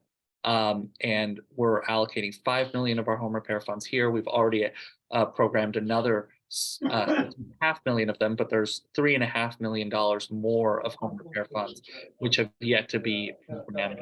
And we can explore attaching those to rental housing as well. So I agree it's not in either eligible use category number 1 or eligible use category number 3. The project you described would not be eligible under either of those 2 categories. The second eligible use category, proactive development of community assets, is the broadest and most flexible category, but the key there is that you need to explain to us why your proposed project represents a community asset, and to do that with data or other forms of qualitative evidence. One more question. So most of our clients, we serve clients with no income or income below the 20% AMI that are homeless with severe disabilities. So that still wouldn't qualify under the home repairs, correct? With low income qualification? That's right. However, I would encourage you to look at the HUD housing production NOFA there, and in particular, the $10 million available for permanent supportive housing. Okay, thank you so much. Okay, let's go to Jennifer, who has had their hand raised for a while. Jennifer, can you hear us? Are you still there? This is Kaveh. I'm not sure if Okay. it's showing up as Jennifer. Sorry about that. I'm sorry. Go ahead. Thank you all. I've got a couple questions. Some 2 of them are very simple clarification questions, and one is digging into Jennifer's actual question about partner versus contractor. Just want to be explicitly clear. If we are applying for multiple use groups, each would be considered a different application, or are they like, do we need to go through the whole checklist for each of those? Or are they 3 separate proposals within a single application? Or I guess, how do you want to see those separated out? And then if you don't mind, I'll ask my other softball question real fast. What do you consider capital expenses? Just thinking about the capital expenditures over a certain dollar amount requirement. Is it mostly just like acquisition and home repair funds, or is everything from like beautification and programming as well in that? And then I've got one other question that I'll wait on. So I'll take the capital expenditure question. It's defined in 2 CFR 200.1 as expenditures to acquire capital assets or expenditures to make additions, improvements, modifications, replacements, rearrangements, reinstallations, renovations, or alterations to capital assets that materially increase their value or useful life. Capital assets are defined as tangible or intangible assets used in operations having a useful life of more than 1 year. And they include land, buildings, facilities, equipment, intellectual property, as well as additions, improvements, the same language as before. Can you say that section number again? I'm sorry. Yeah, it's 2 CFR 200.1. Thank you. Absolutely. With respect to how to apply, I'm going to toss the formatting question over to Rishanda, but I will say again, from our perspective, those 3 different applications in different use categories or different neighborhoods, we will log in our spreadsheet as different projects. Now, there'll be a lot of information on those rows that is identical, right? Because it applies to your organization. Right. And so if you do them as 3 separate applications, those applications will have a lot of identical components. But from our perspective, we will consider them 3 separate projects. Rashonda, is there anything you would add there? No, I was going to say they are separate because of different contracting, potentially different contracting purposes. So they are separate. That makes sense. Okay.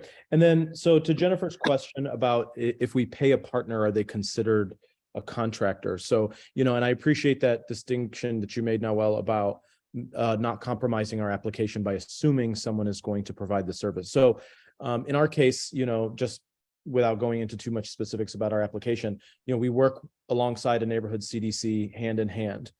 They do certain services with our organization that relate specifically to community outreach and that sort of thing. That said, I could see where we could look at this and say, we should apply as a team for this piece versus you're also just providing a service to our agency. So, we might put in this application, we're using this organization to provide this service for us in a way that would detract from our application. But I could also see us completely submitting it separately in terms of a format as saying, this same service is being provided by this same organization but it is for a collaborative project. Is there, tell me if I'm like walking into any landmines, thinking of it that way, and what do you recommend if something of that nature makes more sense to apply with them as a co-team applicant versus them providing a service to our agency and leaving that service open-ended for procurement purposes? I mentioned previously that these questions of contractor versus subrecipient determinations become very fact specific. Sure. So I'd encourage you to do, and I don't think that we're in a position to provide an answer today. What Totally I'd encourage you to do is email the CDD NOFA info at email address. And Tom, if you can drop that in the chat, and we'll review it and respond with as much information as we can provide. It's possible a lot of these really are, there is ambiguity in the rules, and therefore you can make the argument either way. And so let us look at the facts, and we'll get you any advice we can. I'll also say, and I want to clarify, that even though the original NOFA said that we would stop taking questions at CDD NOFA after a certain date, please feel free to continue to email us there, and to the extent that we have the capacity, we will respond and try to answer all those questions. Thank you for your time, y'all. So. Great. We're getting close to our scheduled time. So as we're going through these categories, if anyone has any beautification or capacity building questions, if they could raise their hand, and we'll get to those. But first, we have a lot of people in the chat with questions. So let's just try and go through these pretty quickly. Is this a funding opportunity that will be available every year? No, absolutely not. Here's what I do hope. I do hope that we can learn some best practices from this unique ARPA-funded opportunity and apply it in our regular HUD-funded CDBG cycles. Because we do have, so CDA historically has had 2 funding cycles a year, a spring housing production funding cycle and a July/August more public services and public improvements funding cycle. We'll continue to have those in perpetuity. But unless the Board of Aldermen is able to find more revenue, then we don't anticipate doing this on an annual basis. I am hopeful that the Board of Aldermen will pass a bill reappropriating $33 million in ARPA funds to CDA and SLDC so that we can do a similar round either this coming year or next year, which will be administered through SLDC. Because they are wonderful partners, and what's essentially happening here is that we're figuring out a lot of these landmines and a lot of these compliance questions as we implement this round, and then we hope that SLDC can do a very similar round once the Board of Aldermen has appropriated these funds. So there may be one more round. There may be even more if the Board of Aldermen continues to appropriate funds for these purposes, but it's not going to be an ongoing annual funding opportunity in perpetuity. Again, unless other funds are allocated for that purpose. Great. This one's from the chat. For ineligible entities teaming with eligible entities, can you please confirm the following are required for an ineligible entity doing a beautification application? So in the appendix, this is in appendix 7 with certain pieces such as the FedEx. Let's come back to that one. Maybe I would invite Mariana I and answered that one. Rashonda. Okay. That one's answered in the chat. Questions in the chat that you think everyone would benefit from, just let me know. Let's go back to some of these live questions. Leroy, are you there? Can you hear me? Yes, we can. Okay, thank you. You guys, first of all, thank you for this opportunity. You announced this program on March 15th, and people have 60 days to respond to it. Unfortunately, there are not a lot of organizations that stay up on city events and activities. So I would venture to say there are probably some individuals on today, this is their first time hearing about it. And they probably won't have a lot of time to respond.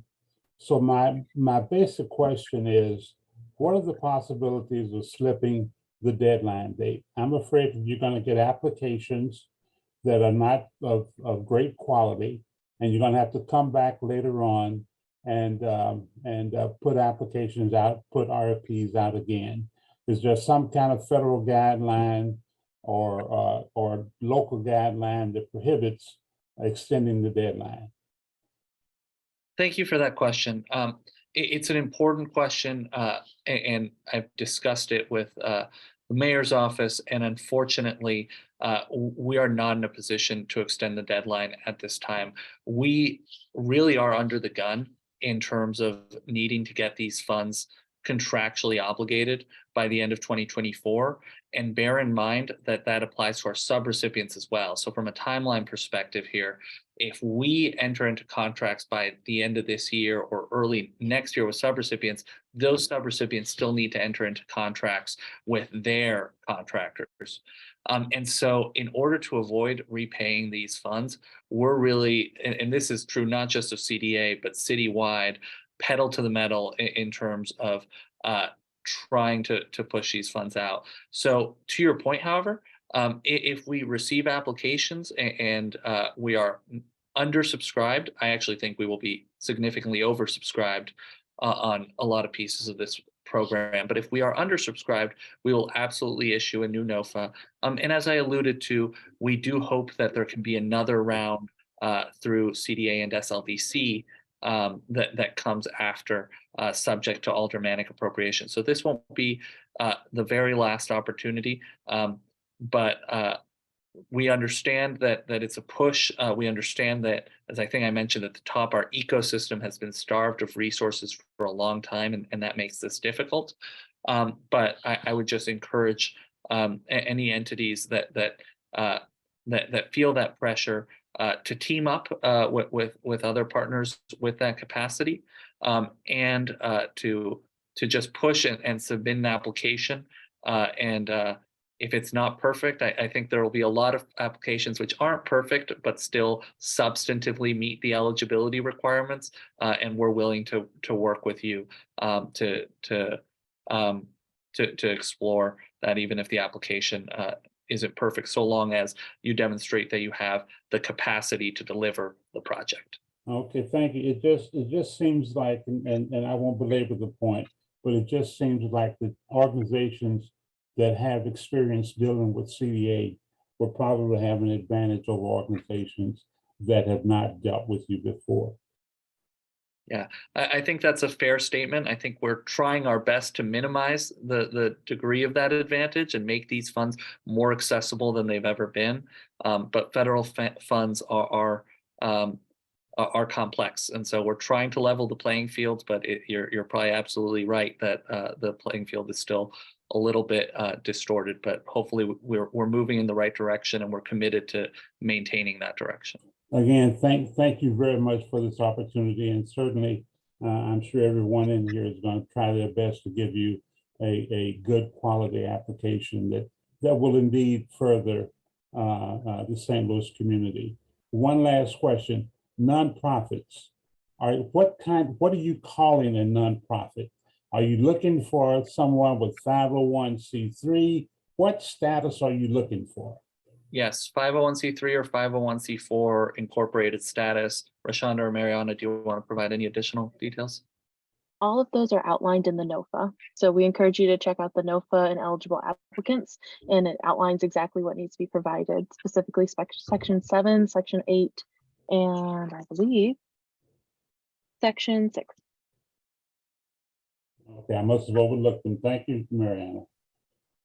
Thank you, sir. That's all I have. Thank you very much.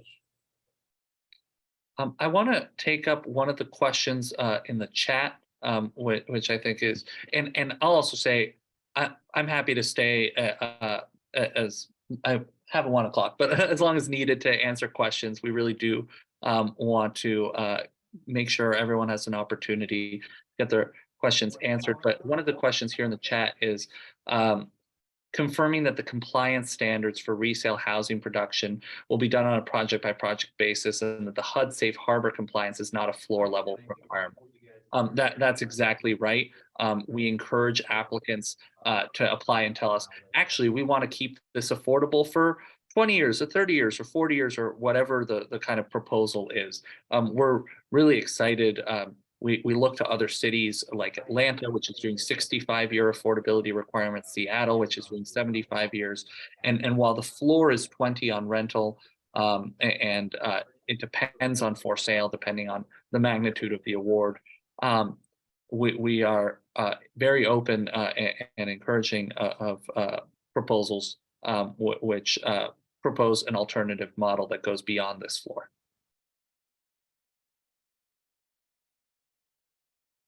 Great. And CDA staff, are there any other questions you've noticed here in the chat that you think would be helpful?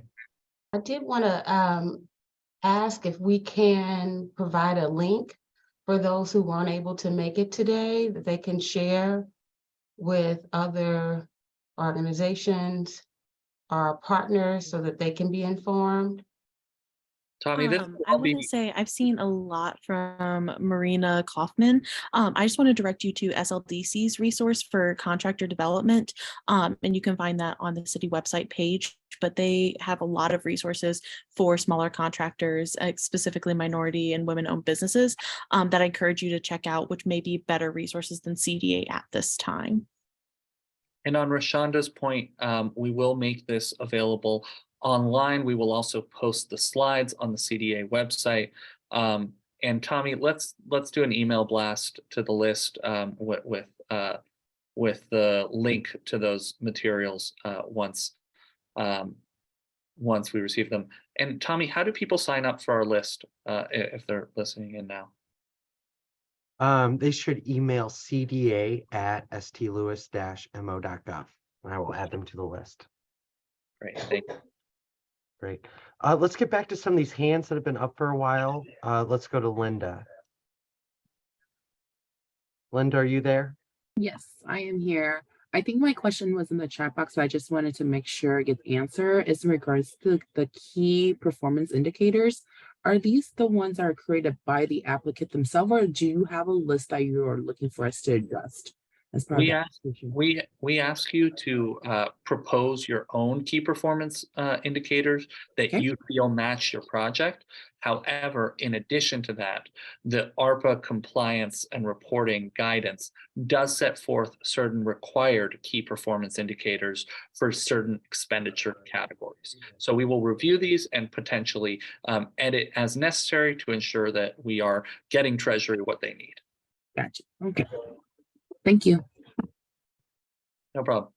Great. Let's go to Candy, who has their hand raised. Candy, are you there? Can you hear me? Yes. Okay, great. So we're a neighborhood association and we're anticipating hiring workers that'll probably be day workers to do cleanups. And we're wondering, they'll probably require to be paid in cash or cash cards. We just want to make sure that's okay. It's certainly, I think, an eligible use under neighborhood beautification. It's also similar to a program that we currently fund with CDBG funds. I don't know exactly what that payment process is. I don't know if Mariana or Rashonda or anyone on the call is, but we would certainly work with you to, we are capable of doing it in other contexts in terms of paying day workers to do neighborhood cleanup, and it's something that we'd be happy to work with you on to figure out what that payment process would look like. Awesome. Because SLDC had said it was okay, but I wanted to double check with you. The other thing under neighborhood beautification, you mentioned that our rewards or awards to residents for cleanup and beautification would need to be upfront applications, first come, first serve. And I'm just wondering, like if we get 10 applications, is it okay for us then to look around at the streets and say, well, these 5 have the cleanest streets, so they get the prize? Or do we need to pay them up front the first 5? Yeah, so what you would do, so let's imagine that the neighborhood association is the subrecipient, right? And, That's and right. the neighborhood association applies for beautification funds and says, we're going to allocate these to beneficiaries, which you also don't have to do. The neighborhood association could say, we're going to spend these neighborhood beautification dollars on these projects that we have identified in our application here, and we're going to hire the contractors to do it directly and et cetera. And you'd have to go through procurement to hire the contractors. But the other way that you could do it is to identify individual beneficiaries, as I mentioned. And there, what you would do is you'd create an application, but the application could also have certain parameters, right? Where you can say, this is the geography that we're focused on, right? Or this is the types of projects. So it doesn't have to be generic beautification. You could say, what we really want to do is do beautification that's focused on it could be grass cutting or removing stumps or planting gardens or whatever, or fixing a sidewalk or lighting or whatever the parameter that you set, right, in that application.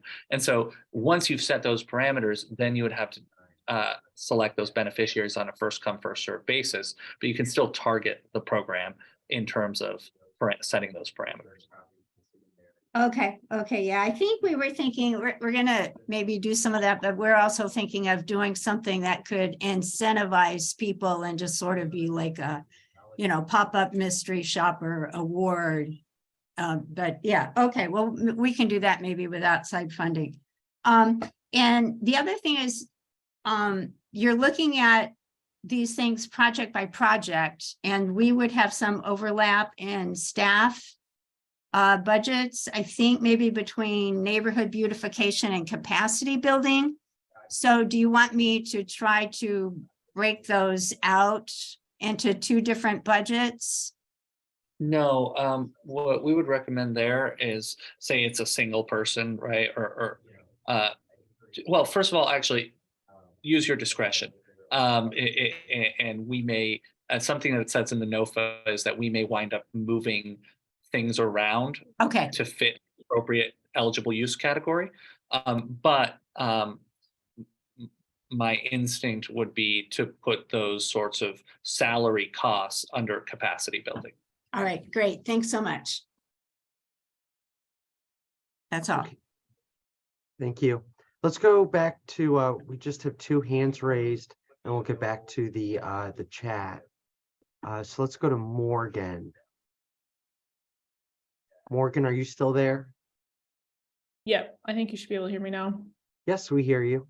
So I saw Mariana put like a little answer to this, but I had asked the same question in the chat. I was just so I've looked at the NOFA for the eligible use number 4. My question is if there are restrictions on like that staffing, like what funds for like capacity building support could be used for staff. Like, do those staff have to be doing like certain activities? I was seeing in the SLF RF section at the top, it was talking a lot about like data and evaluation, and then obviously later under like the scope of work, it's more general neighborhood transformation activities, and then it also just talks about implementation and just generally implementation of those activities. Is there any, I don't know if this question makes sense, are there any more specifics that you guys can give on like what kind of activities those staff members could do as far as the capacity building is concerned? It is a great question in terms of there are restrictions, and that restriction is that whatever individual is being funded with ARPA funds needs to be performing SLRF eligible activities. And if 100% of their salary is funded with SLRF funds, then 100% of the work that they do needs to be SLRF eligible activities.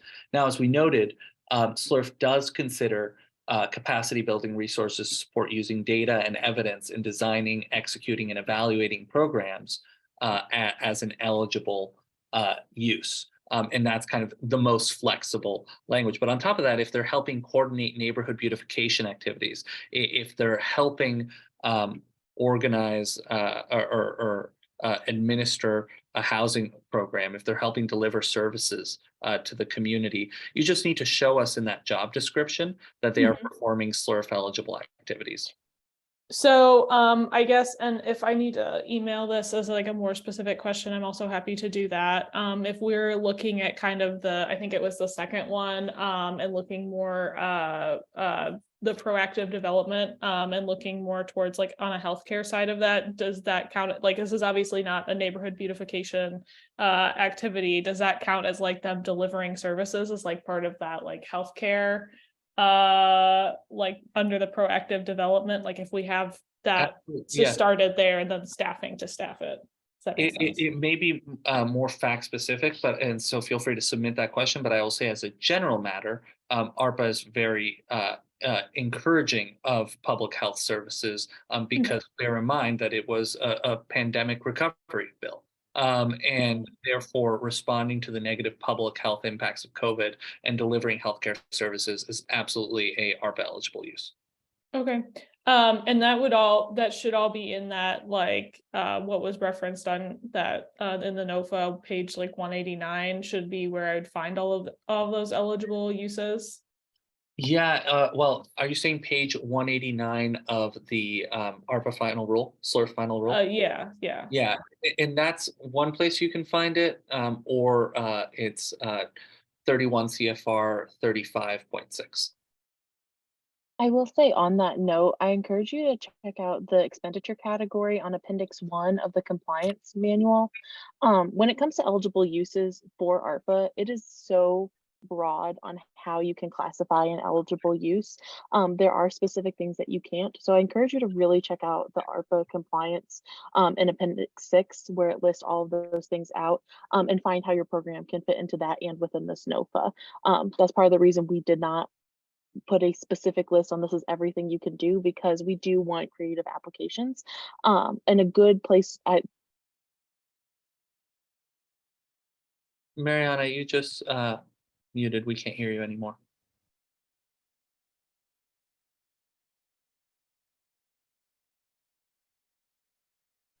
I don't know why you just cut out, but I agree. There's essentially a few different places where you can find this information, either on page 189 of the final rule, on the reporting and compliance guidance expenditure categories, or in section 35.6 of Title 31. Okay. Yep. Is the just real quick, is the Appendix 6 that she was talking about, is that that's in from the NOFA? No, so Appendix 6 of NOFA, yes. Sorry about that. I think I'm back. Can you guys hear me? Yes. Cool. My headphones like dead died. So Appendix 6 in our NOFA gives all of the SLURF compliance things that Noelle referenced at the beginning, and we're pulling all of our information from. I will say the compliance and reporting manual for SLURF and their Appendix 1, they list every eligible category. It's called eligible expenditure category, which is kind of where we're basing our stuff off of. And so again, like I said before, ARPA is so broad that we didn't want to put a specific list on. These are the only things that you can use. It is pretty clear on what you can't use it for, and it does need to be aligned with this NOFA, but a really good place to start on like a solid list is Appendix 1 of the reporting compliance manual. Okay, great. Thank you.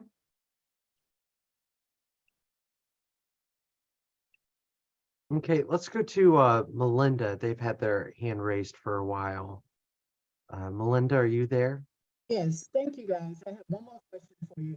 Well, really, my bad, two questions, but one of them you answered. We can't hear you very well. I'm sorry, Melinda. Could you speak up or? Hello? Hey, Yes, that's much better. Yeah, Great, great. louder. Yeah. I repositioned myself. Out of the two questions, one of them you did answer earlier when a caller had asked if we didn't have the completed cost for a particular portion of the project that kind of give an estimate, because that is kind of going on with your fellow organization right now as far as getting our sub bids for the beautification. So we're just going to put in the estimate. But the most important question I do have for you is earlier today, an attendee asked a question regarding financial advisor or financial person or organization that's going to help distribute the funds.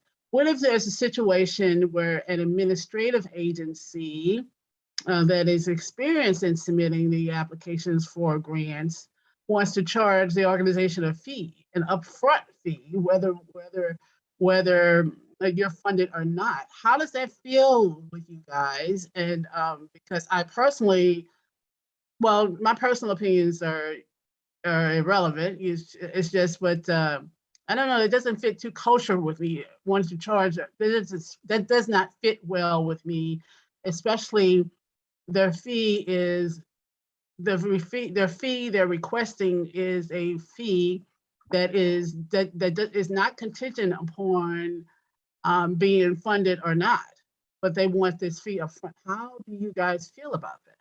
What's your feeling about that? I'm not going to report my personal moral feeling, but I will say that I haven't seen the upfront fee regardless of whether it is accepted or not before. We do see fees as a fraction of the budget if it's awarded for administrative services.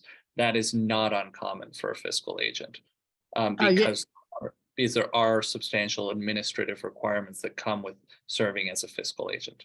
But typically the way we see that is in the budget and to be paid with grant funds for those administrative services, not upfront, regardless of whether the grant is awarded. Well, thank you very much. And in fact, that is what the organization believes is the right way to do it. Yeah, so thank you for answering that question. Thank you. That's it. I was going to add, Ms. Long, it is customary in grant writing, if you sought a grant writer, that some of them will charge an upfront fee regardless of award or not. So it's not so far-fetched, just so you know. But that's different from a fiscal agent. It is, but she didn't say a fiscal agent. She said an administrative. Right, because this agency is not necessarily going to participate in any one of the individual programs themselves. Right. However, yes. Okay.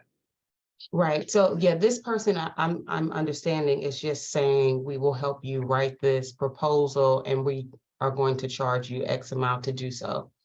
Right. Yeah. So that's customary. That is customary. Okay. I Yes, but misunderstood the question. That's okay. I maybe was not clear on me explaining the situation, the circumstance. Okay, thank you. Thank you. I did want to note real quick, I've seen a lot of questions specifically from Nathan Lindsay about the structure of the application. I just wanted to go over it one more time for everyone. So, and I'm going to use examples of the faces that we can see because for me, I'm a very visual person and it helps. So let's say like Tommy, me, Noelle, and Rashonda, we're all in a team and we all want to apply for the CDA neighborhood. And I, as Mariana, am going to apply for housing production and I'm going to rehab 100 units. And Noel is also going to apply for home repair and he's going to admin his own home repair building in our CDA neighborhood. And Tommy is wanting to do beautification in his area and he's wanting to also do like specific home repair in his section of the neighborhood. And then Rashonda is wanting to do proactive development on this thing. So we're going to apply as a team. We're going to write a letter, a beautiful letter application that has a notarized and signature, not application, but a beautiful team submission letter that says CDA neighborhood, this is our plan, this is what we want to do, we really want to focus on housing. And then we're all going to put a cover sheet on that. And then for my application, when it comes to home production, I'm going to fill out an entire proposal application for that, which means I'm going to do a one-page synopsis. I'm going to have a one-page organization overview. I'm going to have key personnel. I'm going to have a 7-page limit. I'm going to have the COVID impact statement, the budget, everything that's required under all of the checklist and then everything that's required under housing production. Then Noel is going to do the same thing for his home repair program. He's going to have the whole 7-page thing. He's going to have the 1-page synopsis, everything under his project, and then everything that's required for home repair. And then Rashonda is going to do the same for beautification and the same for Tommy. So we're all a part of this team and we're all giving you one PDF, but within that PDF, each project has to fill out everything that's eligible. And even if, let's say, Tommy wanted to apply for multiple things, like let's say Tommy wanted to not only do like capacity building and like beautification, he needs to fill out a separate proposal for each eligible activity. And we will give contracts based off of each project that's proposed. And within those that are proposed to us, we're going to decide whether you're a subrecipient, a beneficiary, and a contractor. Does this help? Because I've noticed there's been a lot of questions about that over and over. If in doubt, send an email. And a lot of these applications are going to have the same information duplicated, and that's perfectly fine because at the end of the day, every contract that we enter into is going to have its own file and the whole application on that file. And I'll also note that you could have a team that includes 2 different affordable housing developers, right? Or 2 different neighborhood beautification projects, so long as they are targeting a similar geography and working together.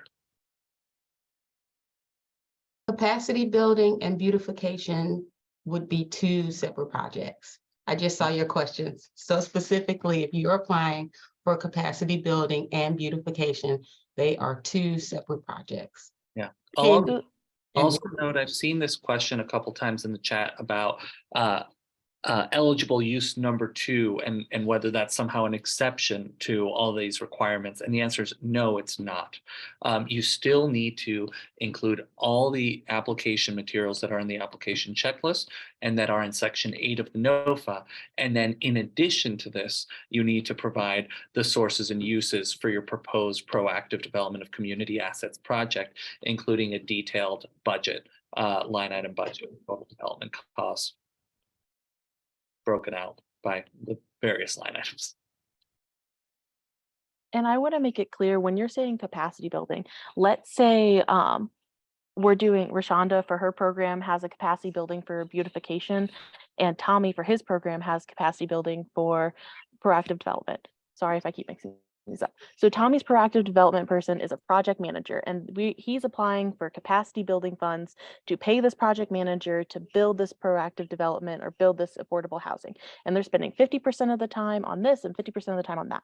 Then also within that application, Rashonda's saying, hey, I'm doing beautification. Here's my beautification project. I'm also going to apply for a position for a neighborhood manager for this, or a block manager. And this block manager is going to be part of this beautification project, and 50% of their time is going to be spent on the beautification project. So we're asking for 50% of their salary to be spent on that. So again, multiple applications, multiple proposals within each team application.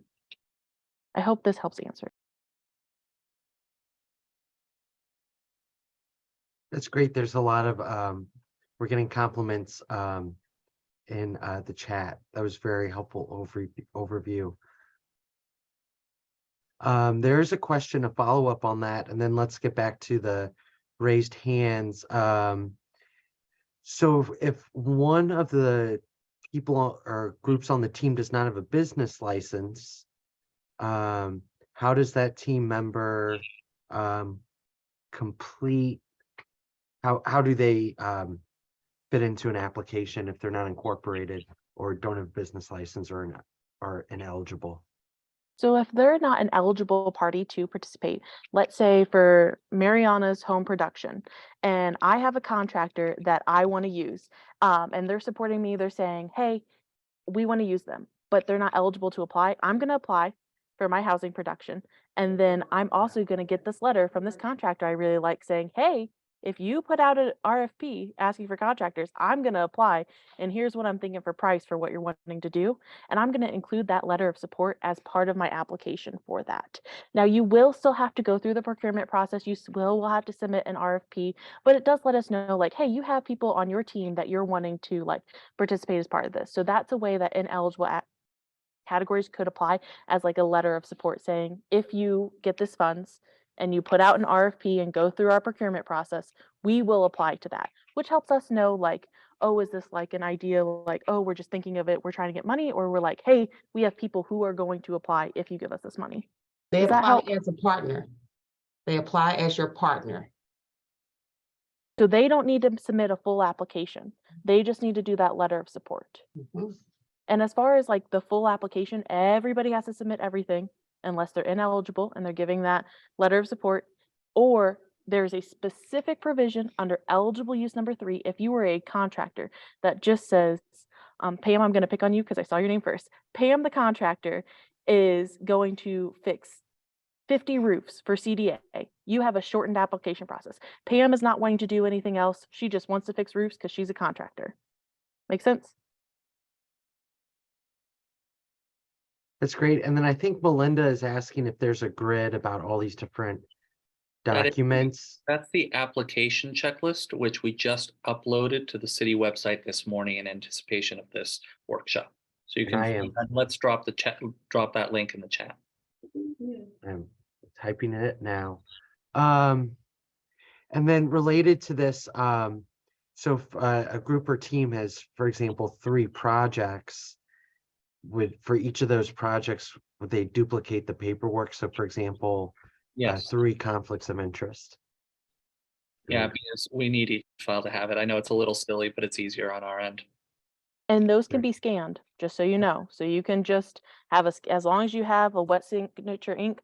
So I've done that for many of my agencies where like I just scan and copy, copy, copy. That was another minor technical revision we made, is that the initial NOFA said you need to give us both a hard copy and scan. And honestly, we just prefer the email scan. Now I will say the NOFA itself in your application needs to be searchable. The only thing that's allowed to be scanned and not readable is those COIs, the appendix 15 through 18.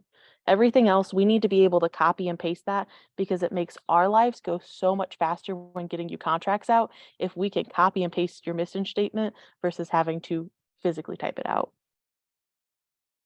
Great. Let's do one more written question, and then Zanika had their hand raised. So this is a pretty common question that I think clarification is helpful. Anne asks, if you are a neighborhood business district but not a registered 501c3, can you apply? The answer is that not under this NOFA. You can reach out to CDA directly, because as I mentioned at the very beginning of this presentation, the American Rescue Plan Act actually does give the city and recipients the authority to transfer funds to special purpose units of local government, which I believe a special business district would be. And that would be, and then we'll likely require very similar set of information. So, but it wouldn't be through this process. Great. And then Zanik has had their hand raised. Zanik, are you there? You still have a question? I am still here. Thanks, Tommy. Okay. I have a question about Marianne was saying, Mariana was mentioning creative. You all are interested in creative applications, and I'm curious about if there's an organization, if there's a nonprofit that's partnered within several community entities. Like there's a large nonprofit located downtown, and they have partnered with a school in the Jeff Vanderloo area, and then they've noticed there's some buildings that have been that's vacant, and they want to create like a residency project where artists can come and live and create programming within that community. And so not necessarily having several organizations that you're partnering with to create the initial proposal, but instead partnering with organizations who are saying that this community could benefit from this particular initiative if approved, and then moving forward with creating that opportunity in that neighborhood. how does that work? Like, is that something that you all would consider? So not necessarily having like numerous contractors who are a part of that proposal, but instead organizations that are collaborating to bring an initiative to life. Does that fit into this kind of opportunity? Am I making sense? I'm not sure I understand the exact legal structure of the partnership, but I can absolutely say that producing housing for artists would be an eligible use. And it would be an eligible use under both category number one, affordable housing, assuming it's affordable, and under proactive development of community assets. So that end use is certainly eligible. Then the question is, I think, a question that you're welcome to submit kind of the fact specific question in writing to us at CDD NOFA in terms of which entity is the most appropriate entity to apply. We do want, in all likelihood, not in all likelihood, we will need a single entity that will literally receive and administer the funds. And it probably doesn't make it might complicate things. It would complicate things to have two different entities kind of jointly administering the funds. But what you can do is have the entity that's going to be administering the funds directly and both reporting to CDA and hiring contractors to apply for the funds, and then those other partners to submit letters of commitment or support explaining how they are going to support this initiative. The only other thing I'll add is that with the exception of the minor exception of capacity building funds, which those positions that we fund with those funds can be used to provide certain, as we talked about, neighborhood beautification or other services. The neighborhood, this grant opportunity is really focused on the built environment and on capital investments. And so we're not talking programmatic investments, and we're not awarding programmatic grants for operating support, with the exception of capacity building grants. And so some of these entities that may want to do this kind of intersecting work can submit letters of support or commitment saying, here's the work that we're doing and how it supports this effort. But feel free to submit that specific question to CDD NOFA. And again, the overall end use that you described is eligible. Great, thanks so much.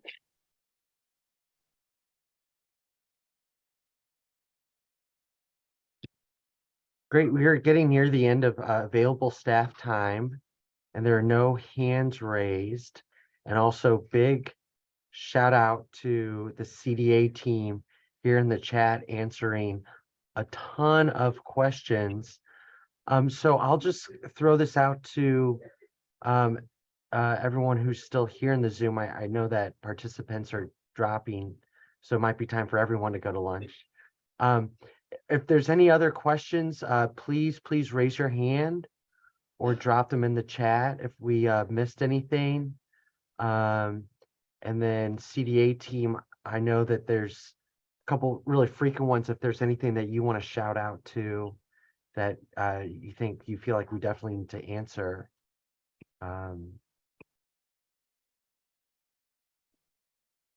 Okay, let's go to Patrice. Patrice, can you hear us? Are you there? Yes, can you hear me? Yes. Thank you, thank you. I just continuing to clarify some relationships post-award, because there are conversations still happening afterward of people kind of trying to figure that out. So CDA will determine subrecipient, beneficiary, et cetera, for the people that are directly receiving funds from you. The question that I think some folks are asking is, if there are ineligible nonprofit organizations because of their size or a number of things, that they are not going to do a full application, but there is another organization within their neighborhood that will sort of absorb the project they were intending to do over the next few years and serve as a fiscal agent, is the relationship allowable that the fiscal agent is able to request and receive funds and pass those funds to the organization, not as a contractor, but as an organization already working on a project. Trying to follow. One thing I will say is that both the fiscal agent and the implementation lead need to be eligible. Sure. Okay, great. So essentially there's a neighborhood. There are 10 organizations that have projects that fit within the eligible uses, but maybe only 4 of those organizations are technically eligible because they can handle the post-award requirements. They have all of the eligibility requirements. The other organizations that still have projects that are part of the work the neighborhood is doing as a whole will support those organizations, but they're the ones that are really driving the project, not the fiscal agent. But they're not contractors providing the work either. yeah, I think that whoever that fiscal agent winds up being will then likely be characterized as a subrecipient because they're going to pass on additional funds to other contractors or beneficiaries. And so those entities that do have the capacity, I don't know if those 4 entities would apply separately, and some of them, it really, I may recommend emailing CDD NOFA as well. But I will say that for those other entities that don't have the capacity to apply and administer funds directly, they could be considered as contractors or beneficiaries of the fiscal agent subrecipient. And that can be sort of detailed in the application. The other question was that if those smaller agencies that are not technically eligible, but it is their project initiative, if they're going to be required to go through a bidding process to get the funds from the fiscal agent who was awarded for that project. Only if they are characterized as contractors, not if Okay. they are characterized as subrecipients or beneficiaries. And what I would say in terms of the letter of support is simply for these entities to write about the work that they hope gets done with these funds and why they're supporting the project, and kind of, if they could be construed as contractors, simply state that they have the capacity to deliver these goods or services and are kind of ready to respond to a procurement request. Or if they're beneficiaries, say that they have these needs which align with the funds being requested, or what have you, and would plan to apply for funds made available.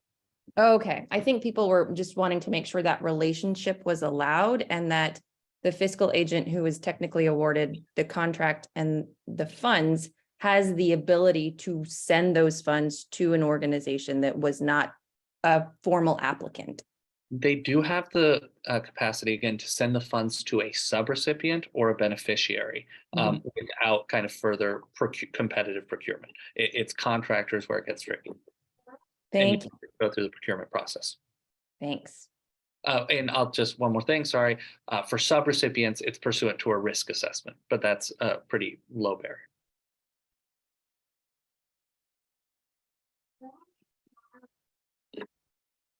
Do we have any other questions?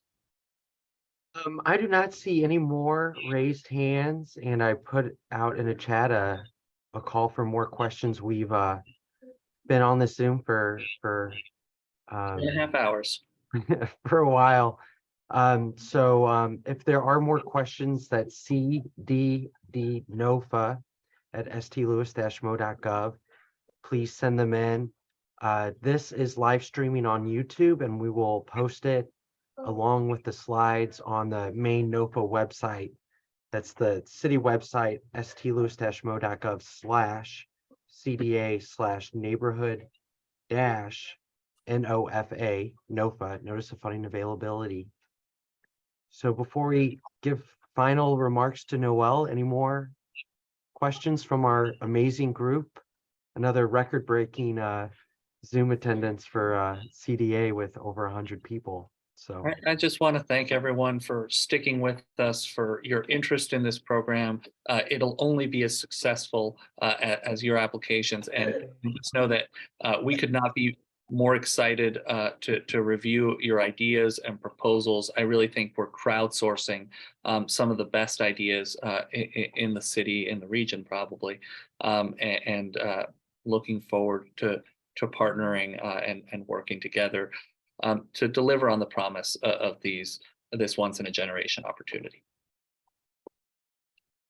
Have a good one.